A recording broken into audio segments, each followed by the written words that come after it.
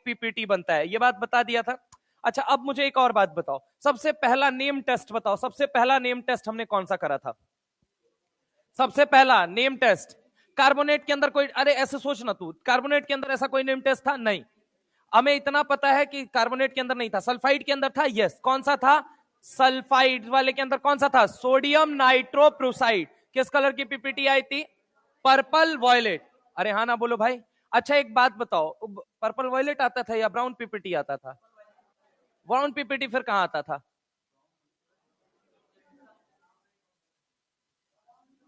कहां आता था?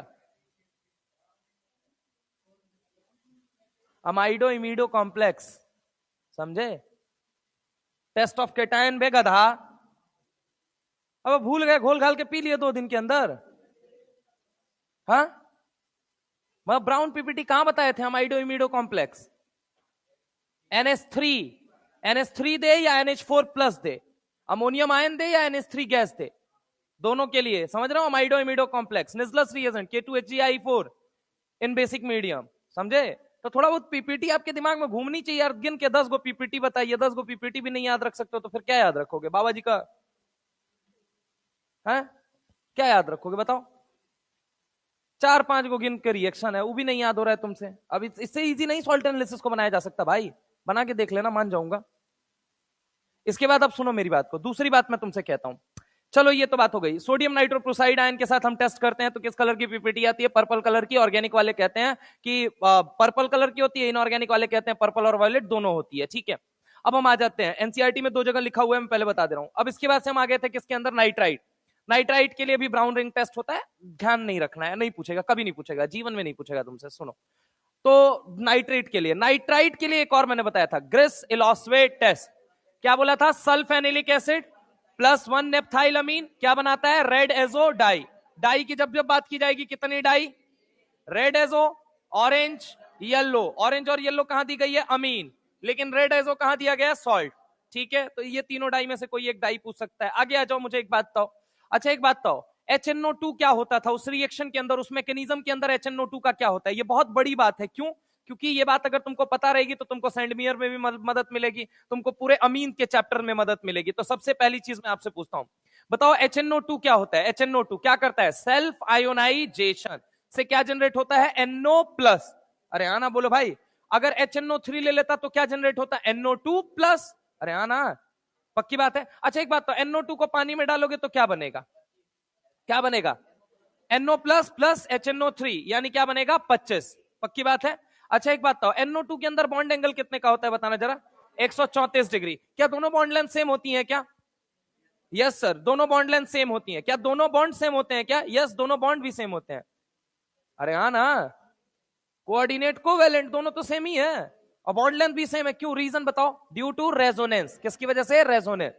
समझ रहा हूं मेरी बात को? अच्छा एक बात बताओ मुझे, एक सवाल दे दिया गया, NO2+ दे दिया गया, NO2 दे दिया गया, और NO2- दे दिया गया। बताओ एंगल का ऑर्डर, सबसे ज्यादा एंगल किस में पाया जाएगा? NO2- गधा। N, देखो ये नीट का सवाल है, N डबल बॉन्ड हो, कभी भी ऐसा सवाल है, ये सवाल नहीं है, ये लॉजिक है अपने आप में। लॉजिक अगर समझ लोगे तुम्हारा सवाल आसान हो गया।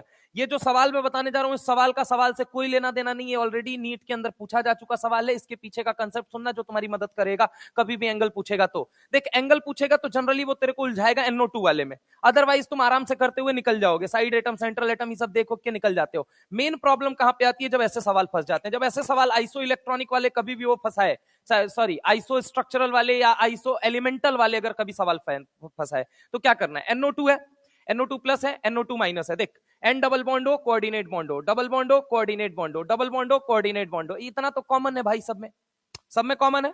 कॉमन है। अब बचा क्या? ये कटोरा जिसके अंदर 2 इलेक्ट्रॉन है, अगर वो माइनस है तो, समझ रहे हो? ये कटोरा जिसके अंदर 1 इलेक्ट्रॉन है, अगर वो NO2 है सिर्फ तो। ये कटोरा जिसके अंदर इलेक्ट्रॉन नहीं है। अब एक बात बता, यहां कौन रिपल्शन लगाने वाला है? खाली कटोरा on bond pair electron repulsion लगाने वाला है। यहां 1 electron on bond pair electron repulsion लगाने वाला है। यहां 2 electron on bond pair electron repulsion लगाने वाले। रिपल्शन ज्यादा कहां लगेगा? 2 इलेक्ट्रॉन ऑन बॉन्ड पेयर, तो एंगल क्या कर जाएगा? घट जाएगा। अरे हाँ ना बोलो भाई।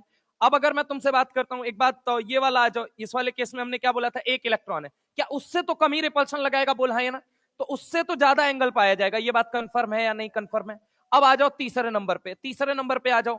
तो तीसरे नंबर पे अगर मैं तुमसे बात करता हूं, कोई है ही नहीं, तो वो तो फैल के रहेगा, कोई रिपल्शन ही नहीं लगाएगा, तो एंगल कितना आएगा? 180। चल एंगल सबसे ज्यादा आ गया, लेकिन हमको कैसे पता चलेगा कि आपने कैसे कहा कि इससे कम? देख, क्या कभी मैंने एक लाइन बोली थी कि लोन पेयर इलेक्ट्रॉन के जैसा बॉन्ड पेयर इलेक्ट्रॉन को भी मान सकते हैं, बोला था। सेम इलेक्ट्रोस्टैटिक रिपल्शन लगाएंगे तो क्या हम एक जैसा मान सकते हैं? अबे दो कोई इलेक्ट्रॉन है, जितना चार्ज इसकी वजह से उतना चार्ज इसकी वजह से। अब वो चाहे बॉन्ड पेयर है चाहे वो लोन पेयर है, अरे हाँ ना बोलो भाई, तो चार्ज इनकी वजह से बराबर है, तो रिपल्शन इलेक्ट्रोस्टैटिक रिपल्शन तो बराबर ही लगाएंगे ना। अरे हाँ ना बोलो भाई। बस फर्क क्या है कि लोन पेयर को एक एटम का न्यूक्लियस कंट्रोल करता है, बॉन्ड पेयर को हमेशा दो एटम के न्यूक्लियस कंट्रोल करते हैं। समझ रहे हो मेरी बात को? ऐसे समझो एक घर में दो बच्चा है और दोनों का दोनों शैतान है, और ये पेरेंट्स एक जगह एक हैंडल करने वाले हैं, एक जगह दो हैंडल करने वाले हैं, कौन बदमाशी ज्यादा करेगा? एक वाला ज्यादा करेगा, तो लोन पेयर ज्यादा रिपल्शन लगाता है, तो लोन पेयर वाले में रिपल्शन ज्यादा लगेगा। अगर लोन पेयर नहीं होता, मान लो ये बॉन्ड पेयर है, मान लो ये बॉन्ड पेयर है, मैंने मान लिया बॉन्ड पेयर इलेक्ट्रॉन या लोन पेयर इलेक्ट्रॉन एक ही बात हो गई। मान लो मैंने कहा ये बॉन्ड पेयर है, तो ये बॉन्ड ये बॉन्ड ये बॉन्ड, जब तीन बॉन्ड होते तो एंगल कितना आता है? 120। अरे हाँ ना बोलो भाई। अगर मान लो इसको बॉन्ड ना मान के, बॉन्ड पेयर इलेक्ट्रॉन ना मान के, मैंने कहा लोन पेयर, इसका मतलब 120 से कम आएगा, भले ही 1 डिग्री 2 डिग्री 3 डिग्री जितने भी कम आए, लेकिन 120 से कम आएगा। अरे हाँ ना बोलो भाई, आएगा, पक्की बात है। तो अगर मान लो ये लोन पेयर होता तो 120 से कम आता, बॉन्ड पेयर है तो 120 आता, ना ये लोन पेयर है ना ये बॉन्ड पेयर, तो सिंगल इलेक्ट्रॉन, इसका मतलब 120 से ज्यादा, 134 डिग्री इसीलिए पाया जाता है NO2 के केस में, स्पेशली याद रखना। नाइट्रोजन के कितने ऑक्साइड हैं? 5, NO, N2O, N2O3, N2O4, N2O5। अरे हाँ ना बोलो भाई। इनके कलर और वो सारी चीजें तो पी ब्लॉक में आएंगे। तीन शुरू के दो कैसे होते हैं? न्यूट्रल। बाद के तीन जो होते हैं वो कैसे होते हैं? एसिडिक। ठीक है। अच्छा, NO2 भी डिस्प्रोपोर्शनेट होता है पानी में? यस। NO प्लस O क्या बनाता है? NO2। NO2 प्लस O क्या बनाता है? NO3। अरे याद नहीं आया बे, रिएक्शन के अंदर करवाया था, कहा पढ़े का हो 2 दिन में, 3 दिन में सब सफाचट बता देते हैं लास्ट में, कोई दिक्कत नहीं है। वापस है सफाचट टेस्ट था ना सर, तो टेस्ट में क्या कर रहे थे? बंडा छील रहे थे बैठ के। इस टाइम पे भाई ऐसे मत वो करो यार, जाके मैंने बोला था, मैंने कहा जितनी जल्दी आएगा उतनी ही जल्दी जाएगा। वापस एक बार फटाफट रिवाइज करो, कॉपी खोल के सारे लोग देखो, और जाके इसको तुरंत रिवाइज करना घर पे। नहीं करा पाऊंगा भाई मैं फिर ऐसे, पी ब्लॉक खत्म करा के मैं सोच रहा था रिवीजन स्टार्ट कराने के लिए, ऐसे रिवीजन हो पाएगा?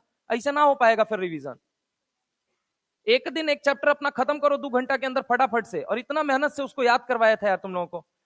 देखो सबसे पहली चीज अगर हम बात करते हैं सॉल्ट, एक लाइन अपने दिमाग में बस फिक्स करो, एकदम दिमाग एकदम लिंक्ड होना चाहिए, सॉल्ट एनालिसिस पूरा दिमाग में रटा हुआ है सर हमको। पहली चीज, salt is what? Salt is basically mixture of cation और एनायन। अब इसकी एनालिसिस करने जाओगे तो या तो केटायन को पहचानोगे या तो एनायन को पहचानोगे। एनायन को किससे पहचानते हैं? पीपीटी से। भाग गधा, गैस से। एकमात्र ऐसा एनायन जिसको पीपीटी से पहचाना जाता है, BSO4। समझ रहे हो मेरी बात को? बाकी केटायन को किससे पहचानोगे? पीपीटी से। पीपीटी से बनाओ पहचानोगे, हाँ उसी से पहचानोगे। एनायन को गैस से, गैस को एनायन, समझ रहे हो? अब पीपीटी किसके लिए है? केटायन। पहचान लिए। अब बताइए कितना रिएजेंट है? 3 गो तो रिएजेंट है। Dilute H2SO4 concentrated BaCl2। BaCl2 को किनारे फेंक दो, किसके लिए? सल्फेट। डाइल्यूट के लिए आ जाओ, पहले बोलो बोलो कौन सा? Carbonate, sulphide. बस एक लाइन पूछता हूं, बताओ एक बात, Na2CO3 डाइल्यूट H2SO4 कौन सी गैस निकली? NO2 निकला। Na2CO3 प्लस डाइल्यूट H2SO4 कैसी है? कलरलेस है, ऑर्डरलेस है, कैसे पहचानोगे? सर हमको ये पता है वो एसिडिक है, और एसिडिक से फिर क्या याद रखूंगा सर? SO2 भी एसिडिक होता है। बस फर्क क्या होता है CO2 और एसिड? सवाल यहां पे है, सवाल इस सेंटर पे है, इधर फोकस करो। CO2 जो है वो कैसा है? एसिडिक। SO2 भी कैसा है? एसिडिक। एक कैसा है? रिड्यूसिंग, दूसरा नॉन रिड्यूसिंग। क्यों? क्योंकि कार्बन +4 से आगे नहीं जा सकता, सल्फर +4 से आगे जा सकता है, +6 जा सकता है। अरे हाँ ना बोलो भाई। यही कारण है SO2 को KMnO4 के साथ अगर मैं ट्रीट करा दूं, बताओ क्या बनेगा मेरा? ये एनसीईआरटी का सवाल है, एनसीईआरटी का डीएनए ब्लॉक का। SO2 विद KMnO4, रटन तु विद्या घटन तु बुद्धि। इसीलिए बार बार मैं बोलता हूं, ढंग से सुनो। SO2 कितने में है? +4। पटकेगा कहां पे ले जाके? +6। अरे हाँ ना बोलो भाई। कुछ बातें एकदम फिक्स है। दुनिया का हर ऑक्सीडाइजिंग एजेंट H2S को सल्फर के येलो पीपीटी में कन्वर्ट करता है। दुनिया का हर ऑक्सीडाइजिंग एजेंट H2S को सल्फर के येलो पीपीटी में कन्वर्ट करता है। KMnO4 प्लस H2S क्या बनाएगा? सल्फर का yellow PPT. K2Cr2O7 plus H2S क्या बनाएगा? सल्फर का येलो पीपीटी। एनसीईआरटी के 2 पन्नों पे ये लाइन लिखी, ये रिएक्शन लिखी हुई है। कहां? K2Cr2O7 के साथ, KMnO4 के साथ। एनसीईआरटी जाके चेक कर लीजिएगा आप लोग। डीएनएफ ब्लॉक के अंदर लिखा हुआ है। आपको ऑक्सीडाइजिंग ऑर्डर का, अब मैंने ऑर्डर बताया था, मैंने कहा था ऐसा कहीं लिखा नहीं हुआ है, लेकिन ऐसा तुम्हारा सवाल सही हो जाएगा। पता है कैसे? सबसे ज्यादा किसका होता है? F2। इतना सवाल इतना सवाल इतना सवाल भूल जाओगे, एक ऑर्डर बस याद रखो, कितना सवाल निकल के आएगा भाई, दिमाग पगला जाएगा, हर हरा के सवाल आएगा, तुम एकदम सोच नहीं सकते हो। F2 की अगर हम बात करते हैं तो F2 क्या होता है? Being powerful oxidising agent. Redox में कनेक्ट करता हूं मैं पहले। Being powerful oxidising agent, why it is not used in layer test? Because it oxidises the water. Water के ऑक्सीडेशन से मुझे याद आता है कि आपको याद है सीरियम का नाम, cerium cerium cerium cerium is good analytical reagent in inorganic chemistry. NCERT F block के अंदर लिखती है ये बात। It oxidises water but slowly. F2 oxidises water but fastly. अरे आना बोल भाई, और पक्का एफ ब्लॉक में रेडॉक्स से लेके वहां तक कनेक्ट कर लेगा। समझे अंकल? इसीलिए कहता हूं पढ़ के आओगे तो अच्छा रहेगा तुम्हारे लिए भी। तुम्हारे दिमाग का पैतरा मैं खोल दूंगा, इतना पैतरा खोल दूंगा तुम सवाल वैसे ही सही कर दोगे। कुछ कुछ तो एकदम गिने गिने चुने आएंगे सवाल। O2 आना ही आना है। पैरामैग्नेटिक बताओ कौन सा है? O2 मार के आ जाना। एमओटी के अंदर फिक्स आता है। B2 आएगा एगो, पैरामैग्नेटिक में चला गया तो। S2 में रेयर है कि अब पूछेगा, क्यों? क्योंकि S2 ऑलरेडी उधर था और वो S2 P ब्लॉक से थोड़ा सा एलिमिनेट हो चुका है। तो यही दो चीजें पूछेगा, नहीं तो सीक्वेंसिंग पे पूछ लेगा। तो कुछ चीजें एकदम फिक्स है। वो तब होगा ना जब मजा तब आएगा जब तुम भी पढ़ के आओगे, हम भी तुमको इधर से उधर कनेक्ट करेंगे, तुमको भी लगेगा कि अच्छा एनसीईआरटी यहां से यहां से यहां से ऐसे ऐसे कनेक्ट हो रही है। अदरवाइज एंड डे तक चैप्टर ही पढ़ते रहना और जाना जाता हूं टेस्ट है सर दे के आता हूं मैं। ठीक है, कनेक्टिविटी बांधो, एक धागे से जोड़ो सबको। अब नहीं जोड़ोगे तो कब कब कब जोड़ोगे? दायरा सीमित तो करो। रटने के लिए भी बहुत कुछ है, कितना कुछ रट के जाओगे। माइक्रोब्स इन ह्यूमन वेलफेयर याद हो गया पूरा? पूरा याद हो गया? Biotech, plant kingdom, animal kingdom. Ascaris के बारे में इंपॉर्टेंट फीचर बताओ जो नीट पूछ सकता है। एस्केरिस के बारे में, एनिमल किंगडम।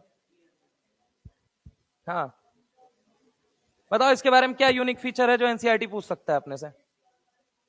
हाँ वाह गदब बात है। कितना बाल पूछा है पहला थाइट के बारे में? कॉर्डेट और नॉन कॉर्डेट से रिलेटेड क्या सवाल पूछ सकता है आज जाके पहले चेक करना, और क्या पूछा हुआ है। तैयार है, सब तैयार है। दूगो सवाल पूछो बौका बन गए। दूगो भी नहीं पूछा, एगो पूछा। और कौन सा चैप्टर तैयार है बताना जरा। क्या चीज? अच्छा फिफ्थ क्लासिफिकेशन ही बता दो किसने दिया था। चलो ये तो याद है, सवाल नहीं पूछा जाएगा। एनीवे सुनो मेरी बात को। फंगी के 5 फीचर्स बताना।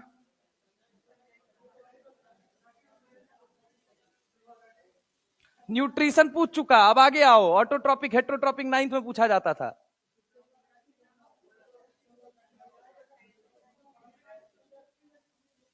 किसमें? अच्छा कौन सा यूज होता है? जो एनसीईआरटी में एग्जांपल लिखा गया है। हाँ इस, चलो याद है तुम लोगों को, वेरी गुड। ऐसी बातें याद करके जाओ, लेकिन सारी बातें याद करके जाओ। समझ रहे हो मेरी बात को? आओ इधर आओ। 5 बातों में से 5 लोग मिलके बोल रहे हैं कि ये, तो आप सोच सकते हैं स्तर अपना। सर 1 मार्च है कल, सॉरी बुरा मत मानिएगा, 1 मार्च है कल। मार्च अप्रैल गयो, समझ रहे हो? 1 अप्रैल बेटा, वो आने के लिए तो 4 मई भी आएगा। किसने मना किया है? अगले साल भी आएगा। नहीं, अप्रैल फूल बनने की जरूरत क्या है? आपको बनाने की जरूरत है? मई फूल। समझ रहे हो? चलो खैर इधर देखो, ब्यूटीफुल देखोगे तो फिर मई फूल हो गए। समझ रहे हो? एनीवे सुनो, सल्फाइड के लिए टेस्ट हो गया था, नाइट्राइड के लिए हो गया था। क्लोराइड के लिए बताओ कौन सा टेस्ट पढ़ा था आप लोगों ने? Chromyl chloride. क्या किया था आपने? हाँ किसको कराया था ट्रे? अरे गधा, सॉल्ट उठा ना भाई, कोई सॉल्ट एनालिसिस कर रहा है तो सॉल्ट उठा। NaCl प्लस K2Cr2O7 क्या बनेगा? CrO2Cl2। कैसा बनता है बता? फ्यूम होता है, क्या होता है? किसमें डालेगा बोल जल्दी? Basic medium. क्यों? क्योंकि वो कैसा है? एसिडिक है। एसिड बेस रिएक्शन होगी तो क्या बनेगा बोल जल्दी? Na2CrO4। क्रोमेट का कलर बोल? DC boy. डाई क्रोमेट से chromate can be converted in basic medium from orange to yellow. अरे हाँ ना बोलो भाई, समझ रहे हो? उधर से आया है ये। तो क्रोमेट का कलर कैसा होता है? Na2CrO4 yellow. अब Na किसी के नाम के आगे जुड़ गया, मतलब वो वाटर सॉल्यूबल या इनसॉल्यूबल? सॉल्यूबल। मतलब वो लिक्विड सॉल्यूशन दिखेगा या कैसा दिखेगा? लिक्विड दिखेगा, Na2CrO4। अब हमने उसको किससे ट्रीट किया था? Lead acetate. किससे? Lead acetate. Inert pair effect को जानते हो क्या? क्या मिलके क्या कहता है वो तुमसे कि ऊपर से नीचे जाओगे। अब देखो ये सवाल कहां से कनेक्ट करेगा? एनसीईआरटी में एक और लाइन लिखी हुई है डीएनएफ ब्लॉक में, the variability of oxidation state in transition and non transition element. Transition उसने किसके लिए बोला? डीएनएफ ब्लॉक के लिए। वहां कौन सा सवाल बनाएगा? करोड़ मोल वाला या फिर मन तक रे? फुकरे सुना, छिछोरे सुना, मन तक रे भी सुनो। मन तक रे याद है? ऑक्सीडाइजिंग पावर का वो सवाल दिया गया एनसीईआरटी के इंटेक्स के अंदर। CrO3, WO3, MO3 में ऑक्सीडाइजिंग पावर का ऑर्डर कंपेयर कीजिए, तो ये भी +6, ये भी +6, ये भी +6। इनर्ट पेयर इफेक्ट कहता है ऊपर से नीचे जाओगे, ऊपर से नीचे जाओगे तो हैवियर पी ब्लॉक एलिमेंट के अंदर higher oxidation state less stable होती है, लोअर ऑक्सीडेशन स्टेट मोर। और एनसीईआरटी इस लाइन को पी ब्लॉक से उठाती है और कहां लाके कनेक्ट करती है? डीएनएफ ब्लॉक में। क्या कहती है? The variability of transition element, the variability of oxidation state in transition and in non transition element is opposite। कहने का मतलब P block group number 13, 14, 15 inert pair effect ने कहा ऊपर से नीचे जाओगे लोअर ऑक्सीडेशन स्टेट की स्टेबिलिटी बढ़ेगी। डी ब्लॉक ने कहा नहीं भैया हमारे यहां ऐसा नहीं है, ऊपर से नीचे जाओगे हायर ऑक्सीडेशन स्टेट की स्टेबिलिटी बढ़ेगी। इधर भी ऑक्सीडाइजिंग और रिड्यूसिंग का सवाल बनाएगा, उधर भी ऑक्सीडाइजिंग और रिड्यूसिंग का सवाल बनाएगा। इधर कौन देगा आपको? PbCl4 दे सकता है, बोलेगा बताओ ऑक्सीडाइजिंग है या रिड्यूसिंग? साहब कहना Pb+4 में रहना ही नहीं चाहता था, कहां आना चाहता था? +2। क्या करेगा? इलेक्ट्रॉन खाएगा। अगर इलेक्ट्रॉन खाएगा तो ये क्या है? Oxidising agent. अरे आना बोलो भाई ये कैसा एजेंट है? ऑक्सीडाइजिंग। और वही सवाल वहां जाके कनेक्ट कर देगा। अब एक जगह एनसीईआरटी में दिया गया, पहचानना तुम्हें पड़ेगा। ये वाला सवाल नीट में पूछा है, वो वाला सवाल एनसीईआरटी में दिया है। कनेक्ट करो इन लाइनों को, क्योंकि ये लाइनें वो है जो पी ब्लॉक से अब कनेक्ट होके कि आखिर वहां हमने पढ़ा इसका यूज कहां है। सेकंड जैसे क्रोमेट है तो क्रोमेट का आपका आप डीएनएफ ब्लॉक पढ़ोगे तो डीएनएफ ब्लॉक से क्रोमेट नहीं सिर्फ पूछा जा सकता, क्योंकि आपने डी ब्लॉक में क्या पढ़ा? क्रोमेट, पोटेशियम वाला। मैंने आपसे क्या बोला? डी सी बॉय मतलब dichromate can be converted into chromate in basic medium from orange to yellow. अरे हाँ ना बोलो भाई। यानी हमेशा एक बात बताओ मुझे, क्रोमेट किस कलर का होता है? येलो। एक बात था, Na2CrO4 येलो लिक्विड होगा या येलो सॉल्यूशन होगा? ये मुझे बता। लिक्विड होगा। कहां बनता है? Chromyl chloride test. Chromyl chloride test कहां लिखा हुआ है? 2-3 जगह लिखा हुआ है। Salt analysis, P block. अरे आना बोलो भाई। और डीएनएफ ब्लॉक में भी आता है इसका यूज। ठीक है, तो ये एनसीईआरटी में 3-3 जगह लिखा हुआ है। अगर आप ऊपर ऊपर से देखोगे ना तो आपको पता चलेगा, ज्यादा नहीं है। कनेक्ट कर लो ना, सब कुछ इकट्ठा कर लो, आपके लिए आसान हो जाएगा। इनऑर्गेनिक में is not just like inorganic, organic एक ऐसा सब्जेक्ट है जिसको आप कनेक्ट करके लेके जा सकते हैं पूरा। अब फिजिकल में सच वो नहीं होता है। केमिस्ट्री ओवरऑल स्कोरिंग तभी बनती है जब आप उसके पैटर्न को समझ जाते हैं कि मुझे कैसे वो करना है। केमिस्ट्री की सबसे अच्छी बात यही होगी, पेपर में तुमको आता है तो आंसर आएगा, नहीं आता है तुम दिमाग नहीं लगा सकते हो। ऑर्गेनिक की रिएक्शन में तुम सोचो कि मैं दिमाग लगा के सॉल्व, नहीं, फिलर तुमको दे देगा कि तुम्हें आता है या नहीं आता है, पेन उठाओ या मत उठाओ। डार्जेंस रिएक्शन देखते ही क्लिक कर जाएगी यार, अच्छा तुम्हारा दिमाग पहले ही आंसर तैयार कर देगा कि गैसियस बाई प्रोडक्ट इसके अंदर निकलते हैं, ये सारी चीजें खट खट दिमाग में आने लग जाएंगी सवाल देखते ही। तो इसके लिए क्या करना होगा? इसके लिए आपको कनेक्शन बांधना होगा। और कनेक्शन बांधने का सिर्फ एक तरीका है कि अब अपनी सारी चीजों को एक जगह समेटो, इकट्ठा करो, एक चीज से दूसरी चीज सोचो, अच्छा ये बात लिखी हुई, ये बात कहां लिखी हुई, ये बात कहां लिखी हुई है। डोंट थिंक कि हम इनऑर्गेनिक पढ़ रहे हैं, हम ऑर्गेनिक पढ़ रहे हैं, हम फिजिकल पढ़ रहे हैं, नहीं, हमें नंबर तीनों मिला के देंगे। इसके बाद अगली बात पे आ जाओ, क्रोमाइल क्लोराइड टेस्ट में मैंने क्या बोला था? क्रोमेट आयन है। क्रोमेट के बारे में मैंने डीएनए ब्लॉक में बोल रखा है। ये कैसा होता है बोलो जल्दी, कैसा होता है? येलो कलर का होता है। अगर कोई इसके नाम के आगे सोडियम जोड़ दे तो क्या बन जाएगा? Na2CrO4। कोई मान लो बेरियम जोड़ दे तो क्या बन जाएगा? BaCrO4। लेकिन इस बार वो क्या होगा? Yellow PPT. क्या Ba+2 और Ca+2 को डिफरेंशिएट करने वाली बात वो येलो पीपीटी ही थी या नहीं थी? सवाल वो मैंने दिया है, वो सवाल जिसने कर लिया ना फिर उसका कंफ्यूजन ही दूर हो जाएगा। बात समझ में आई? अच्छा एक बात तो, PbCrO4 भी लिखा हुआ है। कहां लिखा हुआ है? क्रोमाइल क्लोराइड टेस्ट में ही लिखा हुआ है। अरे हाँ ना बोलो भाई, क्योंकि जब लेड एसीटेट के साथ ट्रीट करते हो तो क्या बनता है? PbCrO4। और ये भी कैसा है? Yellow PPT. याद रखने वाली बात कि कहां येलो लिक्विड है? जिसके नाम के आगे सोडियम दिख जाए वो लिक्विड है, बाकियों के नाम के आगे तो वो पीपीटी है। और क्रोमेट कैसा पीपीटी है? येलो। लिक्विड कैसा है? येलो। अपने सिलेबस में 3 जगह आया टोटल, यही पकड़ के रखना है कि ये बातें हमारे सिलेबस में आई हुई है।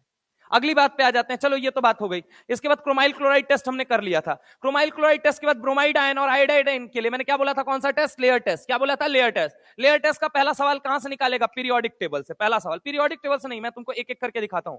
विच among the following will oxidise water? F2Cl2 Br2I2। Answer क्या जाएगा?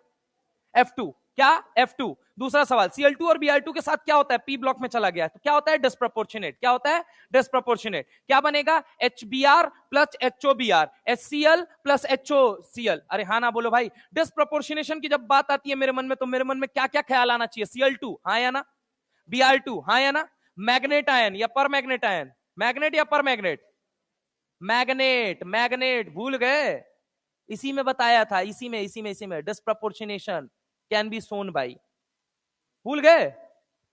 अरे यार, +6 से +4 में भी आता है, +6 से +7 में भी जाता था। तीसरा रिएक्शन। चौथा, कॉपर। कॉपर का डिस्प्रपोर्शनेशन आपके सिलेबस में दिया गया। पांचवा, NO2 का डिस्प्रपोर्शनेशन दिया गया है।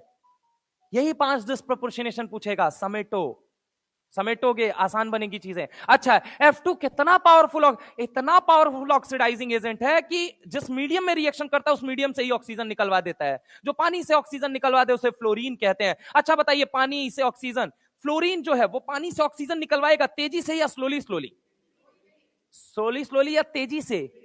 तेजी से। स्लोली स्लोली में कौन है? Cerium 4 is a good analytical reagent which oxidises water very slowly. ये एनसीईआरटी का स्टेटमेंट है। Connect the dots. आगे खैर अगली बात करते हैं। सर F2 कितना पावरफुल ऑक्सीजन? अबे इतना पावरफुल, KMnO4 से तगड़ा है क्या? यस तगड़ा है। तो ऑर्डर एक बारी बताना। फर्जी ही सही ऑर्डर, लेकिन तुम्हारी मदद बहुत करेगा। F2 KMnO4 का छोटा भाई कौन है? MnO2। उसके बाद कौन है? बोल भाई। Cl2। उसके बाद कौन है? Concentrated H2SO4। उसके बाद कौन है? Br2। उसके बाद कौन है? I2। अरे हाँ ना बोलो। यानी Br माइनस I माइनस को कॉन्सेंट्रेटेड H2SO4 के साथ लेंगे, क्या बनेगा? Br2 और I2। लेकिन Cl माइनस को लेंगे तो क्या बनेगा? HCl। अरे हाँ ना बोलो भाई। HCl कलरलेस गैस है या कलर है उस गैस के अंदर? कलरलेस है। तो एक बात मुझे बताओ, MnO2 के साथ फर्दर ट्रीट करूंगा तो कलर किसका इंटेंसिफाई होगा? Br2 और I2। लेकिन कलर किसका चेंज होगा? Cl2 का। अरे हाँ ना बोलो भाई। पक्की बात है। अब यहां से सवाल कनेक्ट करेगा एमओटी में कि एमओटी देखो, कलर आने की पूरी केमिस्ट्री में 4 वजह होती हैं। कितनी वजह होती है? 4। कितनी वजह होती है? 4। एमओटी कहती है, हम बोलेंगे हेलोजन का कलर, हम बोलेंगे हेलोजन। एमओटी किसके बारे में बोलेगी? हेलोजन। MOT halogen. हेलोजन होमोल्यूमो, याद आया? अच्छा, उसके बाद एलएमसीटी, दूसरा वजह एलएमसीटी। कनेक्ट कनेक्ट करो। अभी मैं कोऑर्डिनेशन को मिक्स मारता हूं पूरे इसके साथ। सुनना, एक बात मुझे बताओ, सीएफटी जो था, सीएफटी ने क्या बोला कि हम मेटल को क्या मानेंगे? पॉइंट पॉजिटिव, और लिगेंड को हम क्या मानेंगे? Point negative. अरे आना बोलो भाई। और उसने बोला यूनिवर्स में पॉइंट पॉजिटिव चार्ज यानी मेटल स्टेशनरी है, लिगेंड उसको अप्रोच कर रहा है। लिगेंड के पास अपनी इलेक्ट्रिक फील्ड स्ट्रेंथ है, मैग्नेटिक फील्ड स्ट्रेंथ है। जैसे जैसे वो करीब जाएगा रिपल्शन बढ़ेगा, स्प्लिटिंग होगी। तो वहां पे कलर उसने एक्सप्लेन किया डीडी ट्रांजिशन की वजह से। किसकी वजह से? DD transition. लेकिन वो किस बात को एक्सप्लेन नहीं कर पाया? Colour due to charge spectrum. जो सीएफटी का ड्रॉबैक है वो यही ड्रॉबैक है कि वो एलएमसीटी को एक्सप्लेन नहीं कर पाया है। लिगेंड टू मेटल चार्ज का ट्रांसफर, ये बात नहीं एक्सप्लेन कर पाया है। अगर सीएफटी की अच्छी बात क्या है कि उसने डीडी ट्रांजिशन की वजह से कलर कैसे ओरिजिनेट होता है किसी भी मॉलिक्यूलर स्पीसीज के अंदर, उसको एक्सप्लेन कर दिया डीडी ट्रांजिशन की वजह से। लेकिन वो इस बात को एक्सप्लेन कभी नहीं कर पाया कि ligand to metal charge transfer की वजह से कलर कैसे आता है, इस बात को नहीं एक्सप्लेन कर पाया। यही सबसे बड़ी कमी है सीएफटी की। इसी वजह से हमने जन्म दिया एलएफटी। वो हमारे मुद्दे का विषय नहीं, किनारे फेंको। हमने तुमसे कहा KMnO4 K2Cr2O7 is colour due to, तो आंसर होगा LMCT। क्या होगा? LMCT। क्या होगा? LMCT, जो सीएफटी एक्सप्लेन नहीं करता है। अगर मैं बात करता हूं magnet ion is colour due to d d transition which has been explained by what?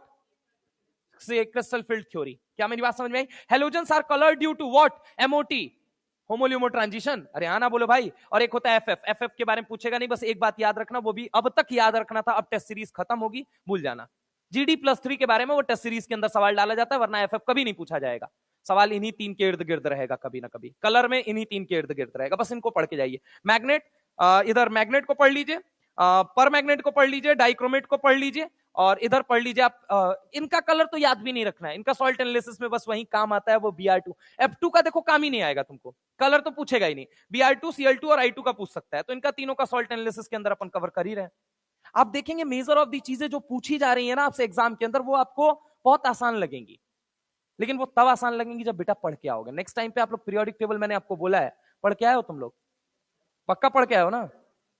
मैं लिख के दे सकता हूं नहीं पढ़ के आओ नालायक, समझ रहे हो? शकलों पे लिखा हुआ है। फक झूठ बोलता है मुंह पे, कह रहा मास्टर इधर आओ, ये लो धूल, जाओ पढ़ के आना भाई। नहीं पढ़ के आओगे मैं पी ब्लॉक को कनेक्ट नहीं कर पाऊंगा और मैं फिर अपना काम करके निकल जाऊंगा। हाँ तुम पढ़ के आ जाओगे तो तुम्हारा ये हो जाएगा, कनेक्ट हो जाएगा, तुम्हारे दिमाग में चीजें बैठ जाएंगी। पक्का पढ़ के आयो ना?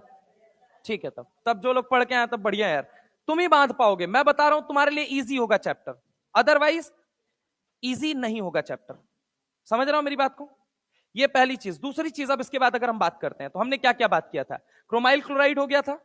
क्रोमाइल क्लोराइड के बाद ये मुझे बताओ, लेयर टेस्ट हो गया था। लेयर टेस्ट में हमने किसको यूज किया था? Br माइनस और I minus in presence of what? Cl2। तो किसमें कन्वर्ट कर रहा था वो? ये एनसीईआरटी के 3 पन्नों पे रिएक्शन लिखी हुई है, Br2 और I2। बता किसमें जाएगा, एक्वस वाले में या ऑर्गेनिक वाले में?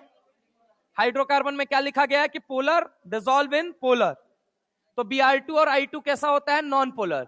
तो ये कहां जाएगा? Organic solvent, like CCl4, like CSCl3, like benzene, like CS2। समझ रहे हो मेरी बात को? तो इनके अंदर जाएगा तो कलरेशन कहां पे आएगा? ऑर्गेनिक लेयर में। Br2 के केस में कैसा कलरेशन? Reddish brown. कैसा? Reddish brown. I2 के वायलेट। कैसा होता है? वायलेट। ठीक है, तो ये हो गया। नाइट्रेट के लिए आ जाओ। नाइट्रेट के लिए मैंने क्या बताया था आपको? मैंने नाइट्रेट के लिए बहुत सिंपल सी बात बोली थी। कहां गए? फियांसे के पास, क्या लेके? 5 बोतल पानी। Baby do you love me? Answer आया नो। बंद कमरे के अंदर, रोने लगूंगा। बेबी ने 4 बार सॉरी बोला। ये क्या हो गया? आपने जेब से क्या निकाली? ब्राउन कलर की रिंग। मामले को क्या कर दिया? कॉम्प्लेक्स। नाम क्या बनेगा? Brown ring complex. FeH2O का होल 5 NOSO4। अरे हाँ ना बोलो भाई। फियांसे, 5 बोतल पानी, baby do you love me, answer आया नो। अब हम भूल गए कि किसके टेस्ट के लिए था। बेटा तुम फियांसे के पास गए क्यों गए थे?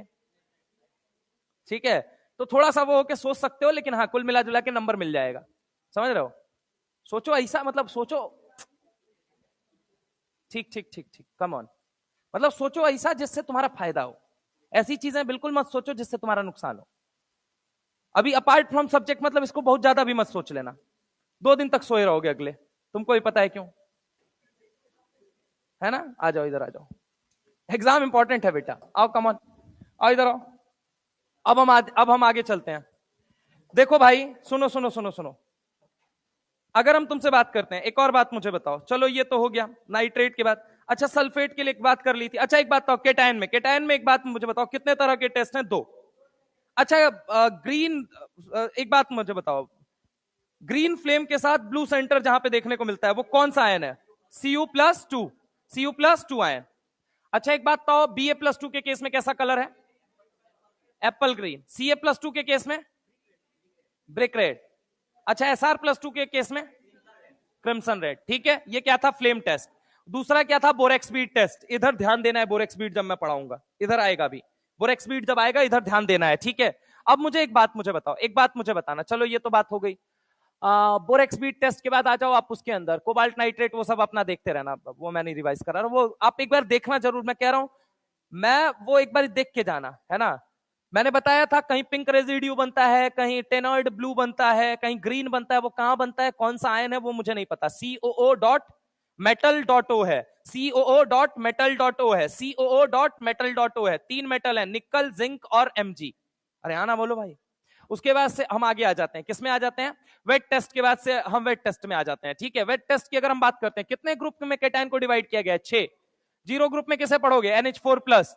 किसे पढ़ोगे? NH4+। निजलस रिएजेंट कुछ याद आ रहा है क्या? ब्राउन पीपीटी याद आ रही है? अरे हाँ ना बोलो भाई। NH4OH का मतलब हमेशा क्या सोचोगे? NH3+H2O, NH3+H2O। क्या ये बात क्लियर है? अब इसके बाद से मुझे एक बात बताओ, चलो इतनी बात क्लियर हो गई आपकी।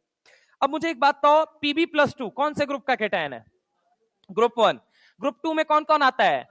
Pb+2, Cu+2, दैट्स इट, इससे ज्यादा नहीं।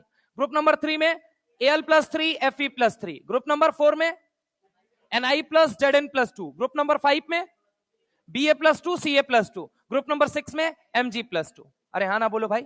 ये पूरी बातें थी हमारी, ये हमने कहा था। और उसमें और केटायन दिए गए, उनका ग्रुप रिएजेंट याद रखना है। यस, समझ रहे हो? वो 4 वाले, शुरू और ऊपर वाले तो नन है, बीच वाला डाइल्यूट HCl है, वो 4 है ना, वो मैच में पूछा जा सकता है, मैं फिर से आगाह कर रहा हूं।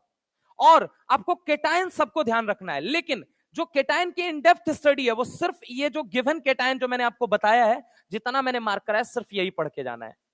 क्या बात समझ में आई? पीबीएस का कलर बोल दो तो जरा, ब्लैक पीपीटी। अच्छा एक बात मुझे बताओ, एक बात मुझे बताओगे, एनसीईआरटी का अगर मान लो कॉपर सल्फेट के एक्वस सॉल्यूशन को एक्सेस ऑफ केसीएन के साथ ट्रीट कर दूं, क्या बनेगा? कॉपर सल्फेट के एक्वस सॉल्यूशन को, कॉपर सल्फेट के एक्वस सॉल्यूशन को अगर मान लो हम कि एक्सेस ऑफ केसीएन के साथ ट्रीट कर दें, क्या बनेगा? क्या बनेगा? क्या कॉम्प्लेक्स बनेगा? हाँ, एनसीईआरटी के कोऑर्डिनेशन के बैक एक्सरसाइज का सवाल है ये।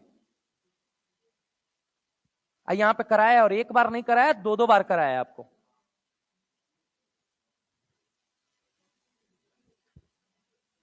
अगले टर्न पे प्लीज कल की क्लास में पीरियोडिक टेबल पूरा पढ़ के आना।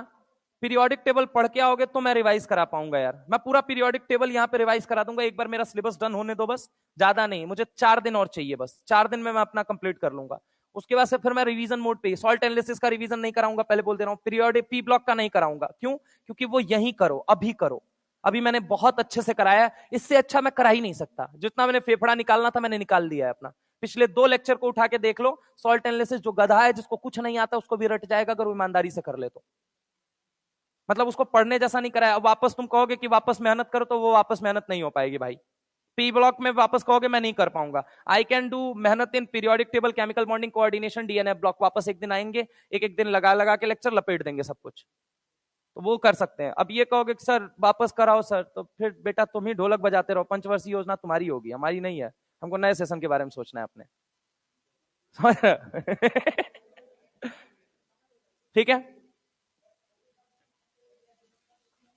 भाई, मैं 2 दिन बाद आपको खुलासा हो जाएगा, मैं इधर उधर कहीं नहीं भाग रहा, मैं अपनी जिम्मेदारी लेता हूं। नहीं, मैं अपनी जिम्मेदारी नहीं, उसी के लिए हम लोगों को बुलाया गया था, मतलब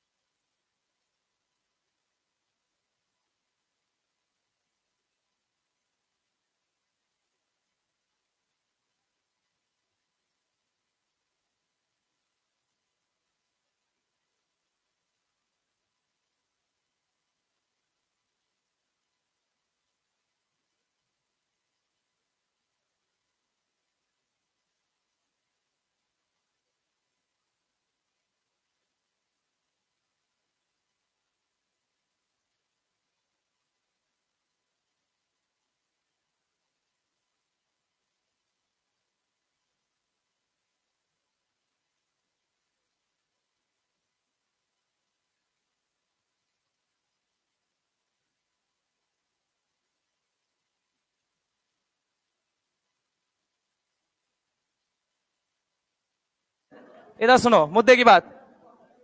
पी ब्लॉक स्टार्ट करने जा रहे हैं, ठीक है। पी ब्लॉक हेडिंग लगाइए सारे लोग, एक बारी हेडिंग लगाइए पी ब्लॉक। और पी ब्लॉक के बाद जरा गौर से इधर सुनिएगा, ढंग से सुनना भाई, ढंग से।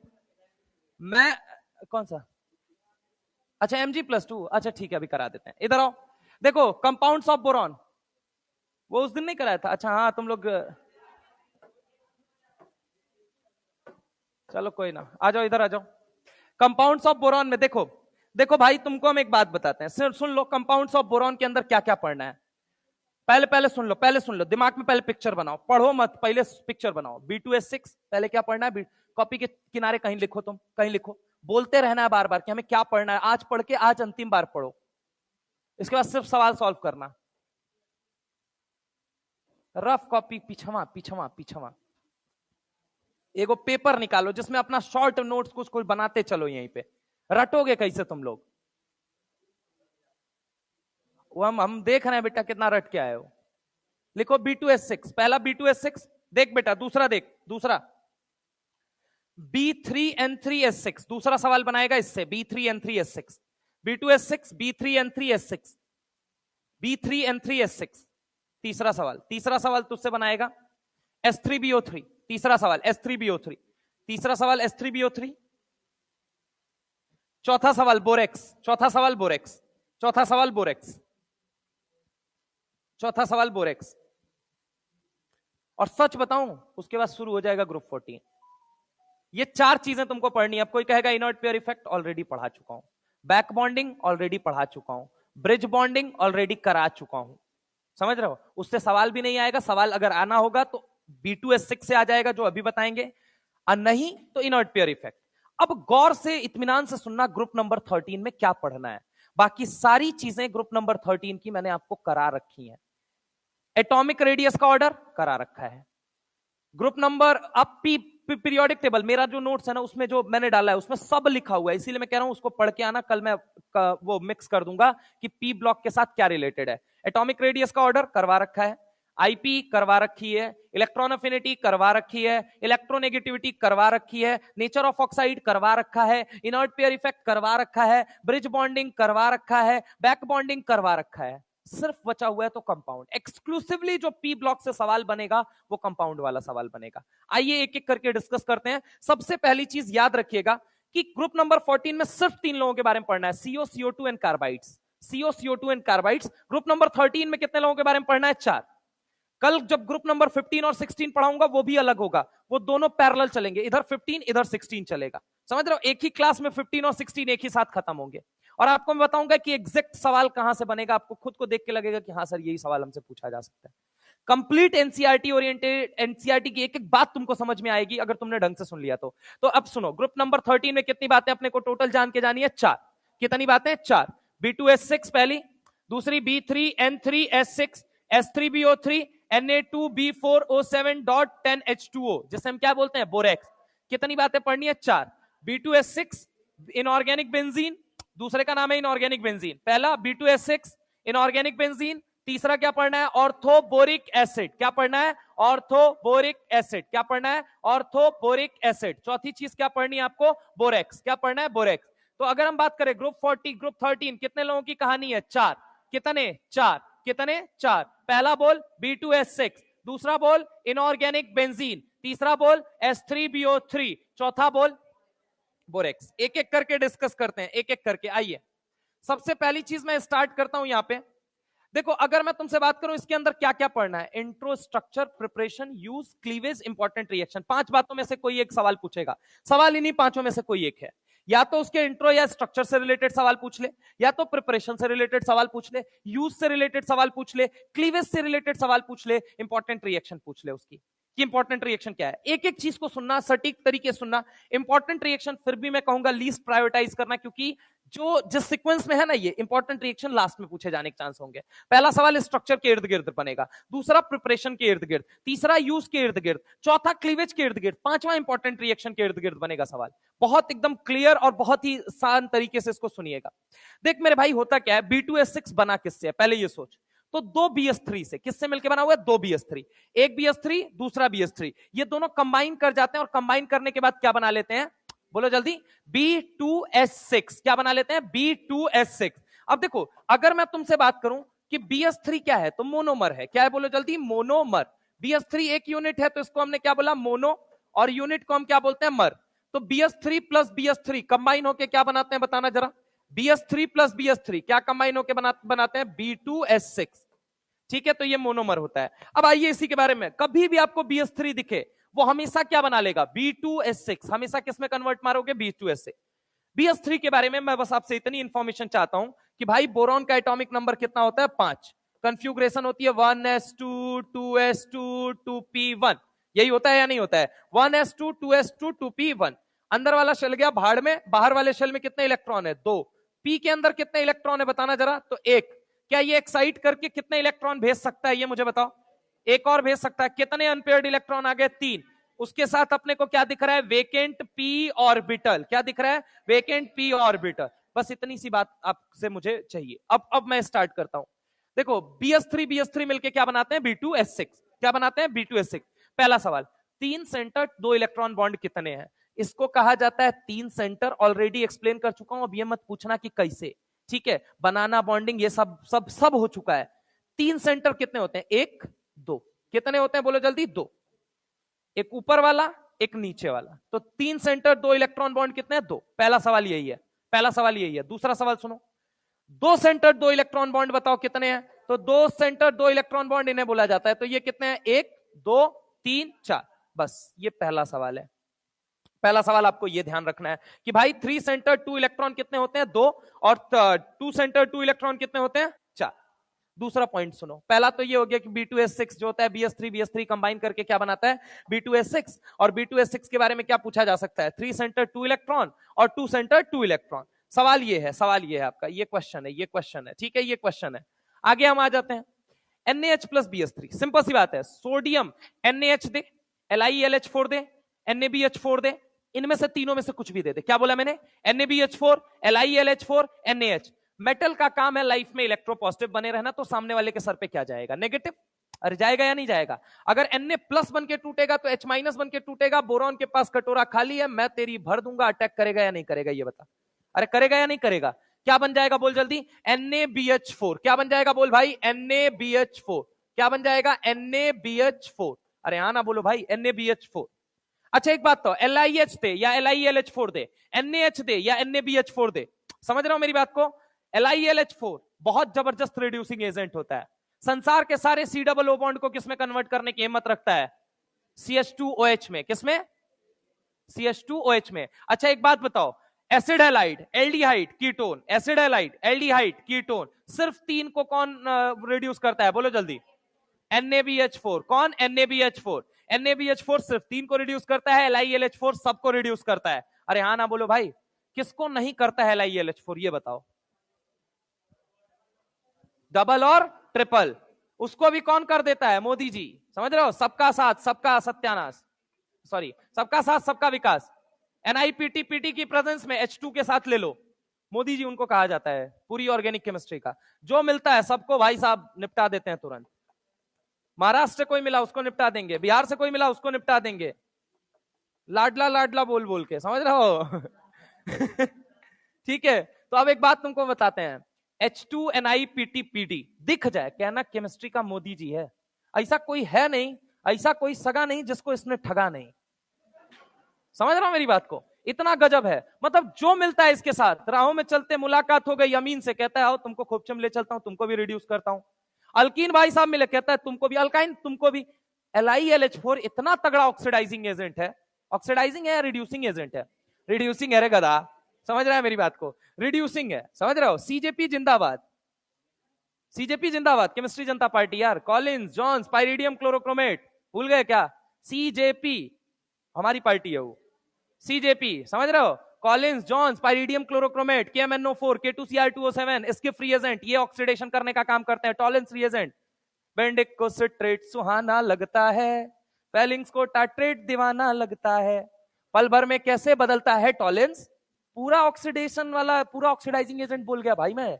KMNO4 K2Cr2O7 H2CrO4 PCC, उसके बाद कॉलिंस, उसके बाद जॉन्स, उसके बाद चंटू मंटू, उसके बाद स्किफ, उसके बाद HiO4, उसके बाद से कौन सा है आपका और कौन सा, आइए, बेनेडिक्ट, फेलिंग्स, टॉलेंस।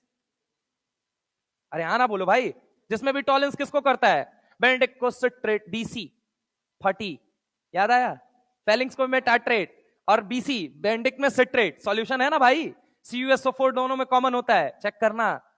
तीनों दोस्त थे, तीनों ने निर्णय लिया कि हम किसी भी लेडी पे, एलडी पे, सॉरी एल्डिहाइड पे नजर नहीं डालेंगे, है ना, इन्होंने डिसाइड किया। लेकिन किसने निपटा दिया था, बेनेडिक्ट और फेलेंस। जो बेनेडिक्ट और फेलिंग्स थे ये कहां तक सीमित रहे, एलिफेटिक तक। लेकिन जो टॉलेंस था, एलिफेटिक को भी निपटाया, फिर एरोमेटिक को भी। तो बेनेडिक्ट को सिट्रेट सुहाना लगता है, फेलिंग्स को टाट्रेट दीवाना लगता है। पल भर में कैसे बदलता है टॉलेन, अब तो हर एरोमेटिक बेगाना लगता है। कौन गा रहा है ये बैठ के, बेनेडिक्ट और फेलिंग्स। समझ रहा हूं मेरी बात को। LiLH4 क्या करता है, NaBH4 क्या करता है, अरे सर रिडक्शन करता है, सवाल आना ही आना है। ऑक्सीडेशन से रिडक्शन से एक सवाल तय है, आएगा ही आएगा 110%। मोदी जी बोले तो HNI-PTPT की प्रेजेंस में कौन सा H2 ले लो, समझ रहे हो, कहीं गिराओगे, अल्कीन पे गिराओगे भाई साहब बॉन्ड को हटा देंगे तुरंत, अल्काइन पे गिराओगे बॉन्ड को तुरंत हटा देंगे। लेकिन LiLH4 being powerful reducing agent, alkyne और अल्काइन के साथ कोई मजाक नहीं करेगा। और NaBH4 केवल 3 लोगों को निपटाएगा, एल्डिहाइड, एसिडाइड, कीटोन। समझ रहे हो मेरी बात को, सिर्फ 3 को। अब आ जाओ इधर, LiLH4 या LiH देते, काम क्या है दुनिया में, H- देना। अच्छा मेरा एक सवाल है, दोनों में तगड़ा ऑक्सीडाइजिंग, सॉरी रिड्यूसिंग एजेंट कौन है, NaBH4 ले लो, LiLH4 ले लो, क्यों? ले ले ले ले कोवेलेंट और आयनिक बॉन्ड होता है, okay okay, that's great. Okay, how you are saying that one is covalent and one is ionic? Every bond has some covalent character and some ionic character, and you are saying that कि आप जज नहीं कर सकते कि ionic bond stronger होता है covalent, in some cases ionic bond is stronger, in some cases covalent bond is stronger. तो आयनिक कैरेक्टर आ गया तो उससे स्ट्रॉन्गनेस कैसे बढ़ गई? हाँ, फजांस का रूल क्या कहता है, स्मॉलर साइज कैटायन, तो Li प्लस तो स्मॉलर होना चाहिए, है? है? हाँ, अच्छा, ये देखो चाचा को, जा हो दादा, सत्यानाश। आओ इधर आओ, इधर आओ, ढंग से सुनना यहां पे। ये देखो LiLH4 है, Li प्लस है, ये तो आयनिक स्फीयर में रहता है बे, इसका क्या मतलब है, गधा कहीं का। AlH4, ये ढंग से सुनना क्योंकि ये इनऑर्गेनिक में भी अभी तुम्हारी मदद करेगा, इसीलिए मैंने पूछा है और इसीलिए बता रहा हूं, और ऑर्गेनिक में तो करेगा ही करेगा। LiLH4 हो गया, NaBH4 हो गया, ये देखो हाइड्रोजन इससे जुड़ा है, कोवेलेंट कैरेक्टर उसके साथ देख रहा है। सब मुख्यमंत्री आवास का कमाल है ये। इधर आओ इधर आओ इधर आओ, चलो ठीक है कोई दिक्कत नहीं, इधर देखो, ए इधर देखो, दोनों में तगड़ा कौन है बताओ, Ni या Na? लेकिन ये बोलने से पहले सोच के आंसर बोलना, क्योंकि मैं अगला भी रीजनिंग पूछूंगा, बकना मत। थल हमने लताए थल, LiLH4 थल, सबको निकटाता है थल, अल्किन अल्काइन को थोल के काहे कि सुनो, अब यहां पे देखो एक्चुअल में क्या है, समझो कंसेप्ट समझो, अगर एक बार समझ गए ना दोनों बात तुमको आसान लगना लग जाएगी, और नहीं समझे तो फिर तुम रटते रहना बेटा तुम्हारे। हाँ यस, सुनो अब, है अब इधर सुनो, बॉन्ड लेंथ नहीं, इधर सुनो, बॉन्ड लेंथ तो ठीक है, इधर देखो पहले, ये कौन से पीरियड का है ये मुझे बताओ, थर्ड पीरियड। ये कौन से पीरियड का है, सेकंड पीरियड। इनऑर्गेनिक की बातें इनऑर्गेनिक से ही एक्सप्लेन होती हैं, ऑर्गेनिक से नहीं वो एक्सप्लेन हो सकती। सेकंड और थर्ड पीरियड है, बताओ सेकंड पीरियड है गधा, दिनों में मैं सब, कितना लोग गए थे भाई मुख्यमंत्री आवास, फर्स्ट पीरियड सेकंड पीरियड, बोलो ये कौन सा पीरियड है, और ये कौन सा पीरियड है। बस हमको इतना बता दो, बॉन्ड स्ट्रेंथ किसका ज्यादा है, किसका ज्यादा है, NaBH4 में BH बॉन्ड, तो कम टूटेगा कौन, H- कम कौन जनरेट करेगा, H- जनरेट ही नहीं करोगे, रिडक्शन कौन करने जाएगा, फूफा है, समझे, तो बॉन्ड स्ट्रेंथ रीजन है, ये जल्दी ये ज्यादा H- देता है, क्यों, क्योंकि इसकी बॉन्ड स्ट्रेंथ कमजोर है कंपेयर टू उसके, वो second 2p 1p over, bond strength is inversely proportional to size भाई, अरे हाँ ना, तो इसकी साइज छोटी है, तो एक ये क्या होगा, बॉन्ड तगड़ा, टूटना मुश्किल, H- निकलेगा नहीं, रिडक्शन किससे कराओगे, फूफा को बुला कराओगे, नहीं करा सकते सर। ये क्या है, बॉन्ड स्ट्रेंथ कमजोर, टूटेगा ज्यादा, ज्यादा H माइनस देगा, ज्यादा H माइनस, ज्यादा रिडक्शन। इसीलिए LiELH4 को तगड़ा रिड्यूसिंग एजेंट माना जाता है NaBH4 के कंपैरिजन में। ये ऑर्गेनिक से लेके इनऑर्गेनिक तक सवाल बनता है। अब सुनना जरा गौर से, यहां पे सवाल मुझे दिया गया क्या, NaBH4 दे दे या NaH दे दे, LiS दे दे LiLH4, काम क्या है H माइनस देना। H माइनस का काम क्या है, यहां पे क्या दिखेगा, खाली कटोरा, मैं तेरी भर दूंगा, और यहां पे कौन जन्म ले लेगा, यहां पे LiBH4 कौन जन्म ले लेगा, LiBH4, यहां पे जनरेट कर लोगे LiBH4, ठीक है, ये जनरेट हो जाएगा, Li आके आपका आयनाइजेशन स्फीयर में जुड़ जाएगा। आगे आ जाओ, क्या ये इलेक्ट्रॉन डेफिशिएंट है, अगर होता नहीं तो ऐसे इलेक्ट्रॉन कैसे ले लेता, वैसे भी hypo hyper odd PIGC TMC, क्या बोला था मैंने, hypo hyper odd PIGC TMC। कई बार सवाल ऐसे पूछे जाते हैं, which among the following species is hypovalent in nature, which among the following species is electron deficient species. संसार की सारी electron deficient species Lewis acid कही जाएंगी, अरे कही जाएंगी भाई, जितने लुईस एसिड है। और लुईस एसिड का काम क्या है दुनिया में, केटायन जनरेट करना। लुईस एसिड का काम क्या है दुनिया में, केटायन जनरेट करना। अरे आना बोलो भाई, वो क्या करेगा, अगर हम बात करें PCl3 लुईस एसिड है, PCl5 लुईस एसिड है, अरे है या नहीं है, ZnCl2 क्या है, लुईस एसिड है, AlCl3 क्या है, लुईस एसिड है, ये क्या है, लुईस एसिड है, सब लुईस एसिड है। लुईस एसिड का काम है दुनिया में केटायन जनरेट करना। अब एक बात मुझे बताओ, यहां से H माइनस निकलेगा, H माइनस कहां अटैक करेगा, खाली कटोरे में, क्या बनेगा, तो LiBH4 क्या बन जाएगा, LiBH4। क्या इलेक्ट्रॉन ले रहा है या नहीं ले रहा है, ये मुझे बताओ। Hypo hyper odd PIGC TMC, बोला था या नहीं बोला था, exception of Lewis octet rule, हम थे जिनके सहारे वो हुए ना हमारे, फिरते हमारे, याद आया, उसी के नीचे था क्या, hypo hyper odd PIGC TMC। अरे आना बोलो भाई, टीएमसी कहां लगता है, ऐसा मेटल केटायन, क्या बोला मैंने, ऐसा मेटल केटायन, क्या बोला मैंने, ऐसा मेटल केटायन जिसके कटोरे में 9 से 17 इलेक्ट्रॉन, कितने, 9 से 17 इलेक्ट्रॉन। Fe+2 ट्रांजिशन मेटल है सर, Cu+2 ट्रांजिशन मेटल है सर, Ni+2 ट्रांजिशन मेटल है सर, Mn+2 ट्रांजिशन मेटल है sir, Zn+2 not a transition metal, क्योंकि कटोरे में कितना इलेक्ट्रॉन आ गया, 18। ऐसा मेटल केटायन जिसके कटोरे में 18 इलेक्ट्रॉन पाया जाए उसे दुनिया वाले क्या कहते हैं, pseudo inert gas configuration. Configuration की बात चलेगी, केमिस्ट्री में कितनी बातें आएंगी, 4, इनर्ट गैस जो बचपन से तुम जानते हो, दूसरा इनर्ट पेयर, तीसरा TMC, चौथा PIGC। TMC और PIGC केवल मेटल केटायन में लगेंगे, कहां लगेंगे, मेटल केटायन। इनर्ट पेयर केवल हैवियर P ब्लॉक एलिमेंट में लगेगा, जिसका जस्ट रिवर्स कहां देखने को मिलता है, D ब्लॉक में, जो कि सवाल बना लेगा कहां पे जाके, D ब्लॉक में जाके। अरे आना बोलो भाई। अब इसके बाद से हम आ जाते हैं किसके ऊपर आ जाते हैं, इनर्ट गैस के बाद इस पे आते हैं। ये देखिए, क्या ये इलेक्ट्रॉन डेफिशिएंट, हाँ लेविस, दुनिया का हर वो स्पीसीज जो इलेक्ट्रॉन पेयर लेता है लेविस कह के मर चुका है, उसे हम क्या बोलेंगे, बोलो बोलो क्या बोलेंगे, लुईस एसिड। तो इसमें क्या नई बात थी, कोई नई बात नहीं है, बस इतनी बात है इंट्रो और इनके स्ट्रक्चर से रिलेटेड। इतने सवाल आपसे पूछ सकता है, B2S6 क्या है, 3 सेंटर 2 इलेक्ट्रॉन, 2 सेंटर 2 इलेक्ट्रॉन, इनके साथ रिएक्शन दे दी तो क्या हो गया, इलेक्ट्रॉन डेफिशिएंट है, लुईस एसिड है। अब अगर हम आगे आते हैं, अब हम आगे आते हैं, ये देखो जरा गौर से, प्रिपरेशन दिया हमको, प्रिपरेशन दिया, कुछ नहीं, क्या काम करेगा, H माइनस देने का। अब सिंपल सा लॉजिक, अगर किसी बच्चे को, अगर मेरा पिछला पॉइंट क्लियर है उसको अगला पॉइंट क्लियर हो जाएगा। BF बॉन्ड है एक जगह, जब ये H माइनस आएगा, ये देखना जरा गौर से, सबसे पहली चीज, ये रहा B, ये रहा F, ये रहा B, ये रहा F, ये रहा B, ये रहा F। भैया बॉन्डिंग मॉलिक्यूलर ऑर्बिटल में कितने इलेक्ट्रॉन दिख रहे हैं, बोलो जल्दी, 2। कितने इलेक्ट्रॉन दिख रहे हैं, 2। बॉन्डिंग में कितने दिख रहे हैं, 2। ये पीछे क्या है, anti bonding, anti bonding, anti bonding. अरे हाँ ना बोलो भाई, bond order is equal to, formula क्या पढ़ा था आपने, BMO minus ABMO divided by 2। BMO में कितना इलेक्ट्रॉन दिख रहा है, 2। ABMO में मान ले इसने जाके, मैं तेरी भर दूंगा, बोले तो कितने इलेक्ट्रॉन, 2। मान ले इसने ABMO में जाके लात मारी, कहां लाके, बोल बोल बोल बोल, ABMO में। अगर मेरे भाई लात मारी तो यहां से कौन निकलेगा, ये काहे, सवाल तो पहला ये उठा, क्योंकि मैं कहूंगा बॉन्ड स्ट्रॉन्ग बन रहा है, तुम कहोगे कैसे बन रहा है, मैं कहूंगा तुम मूर्ख हो, तो तुम कहोगे वो तो हमें बचपन से पता है, बचपन से दो ही चीज तो कांस्टेंट है, PV is equal to NRT में, वो एक तो कौन सा कांस्टेंट है, R कांस्टेंट होता है या टेम्परेचर कांस्टेंट होता है, बचपन से क्या कांस्टेंट है, आइडियल गैस इक्वेशन में क्या कांस्टेंट है बचपन से, और दूसरा तुम्हारे जीवन में क्या कांस्टेंट है, गधा होना।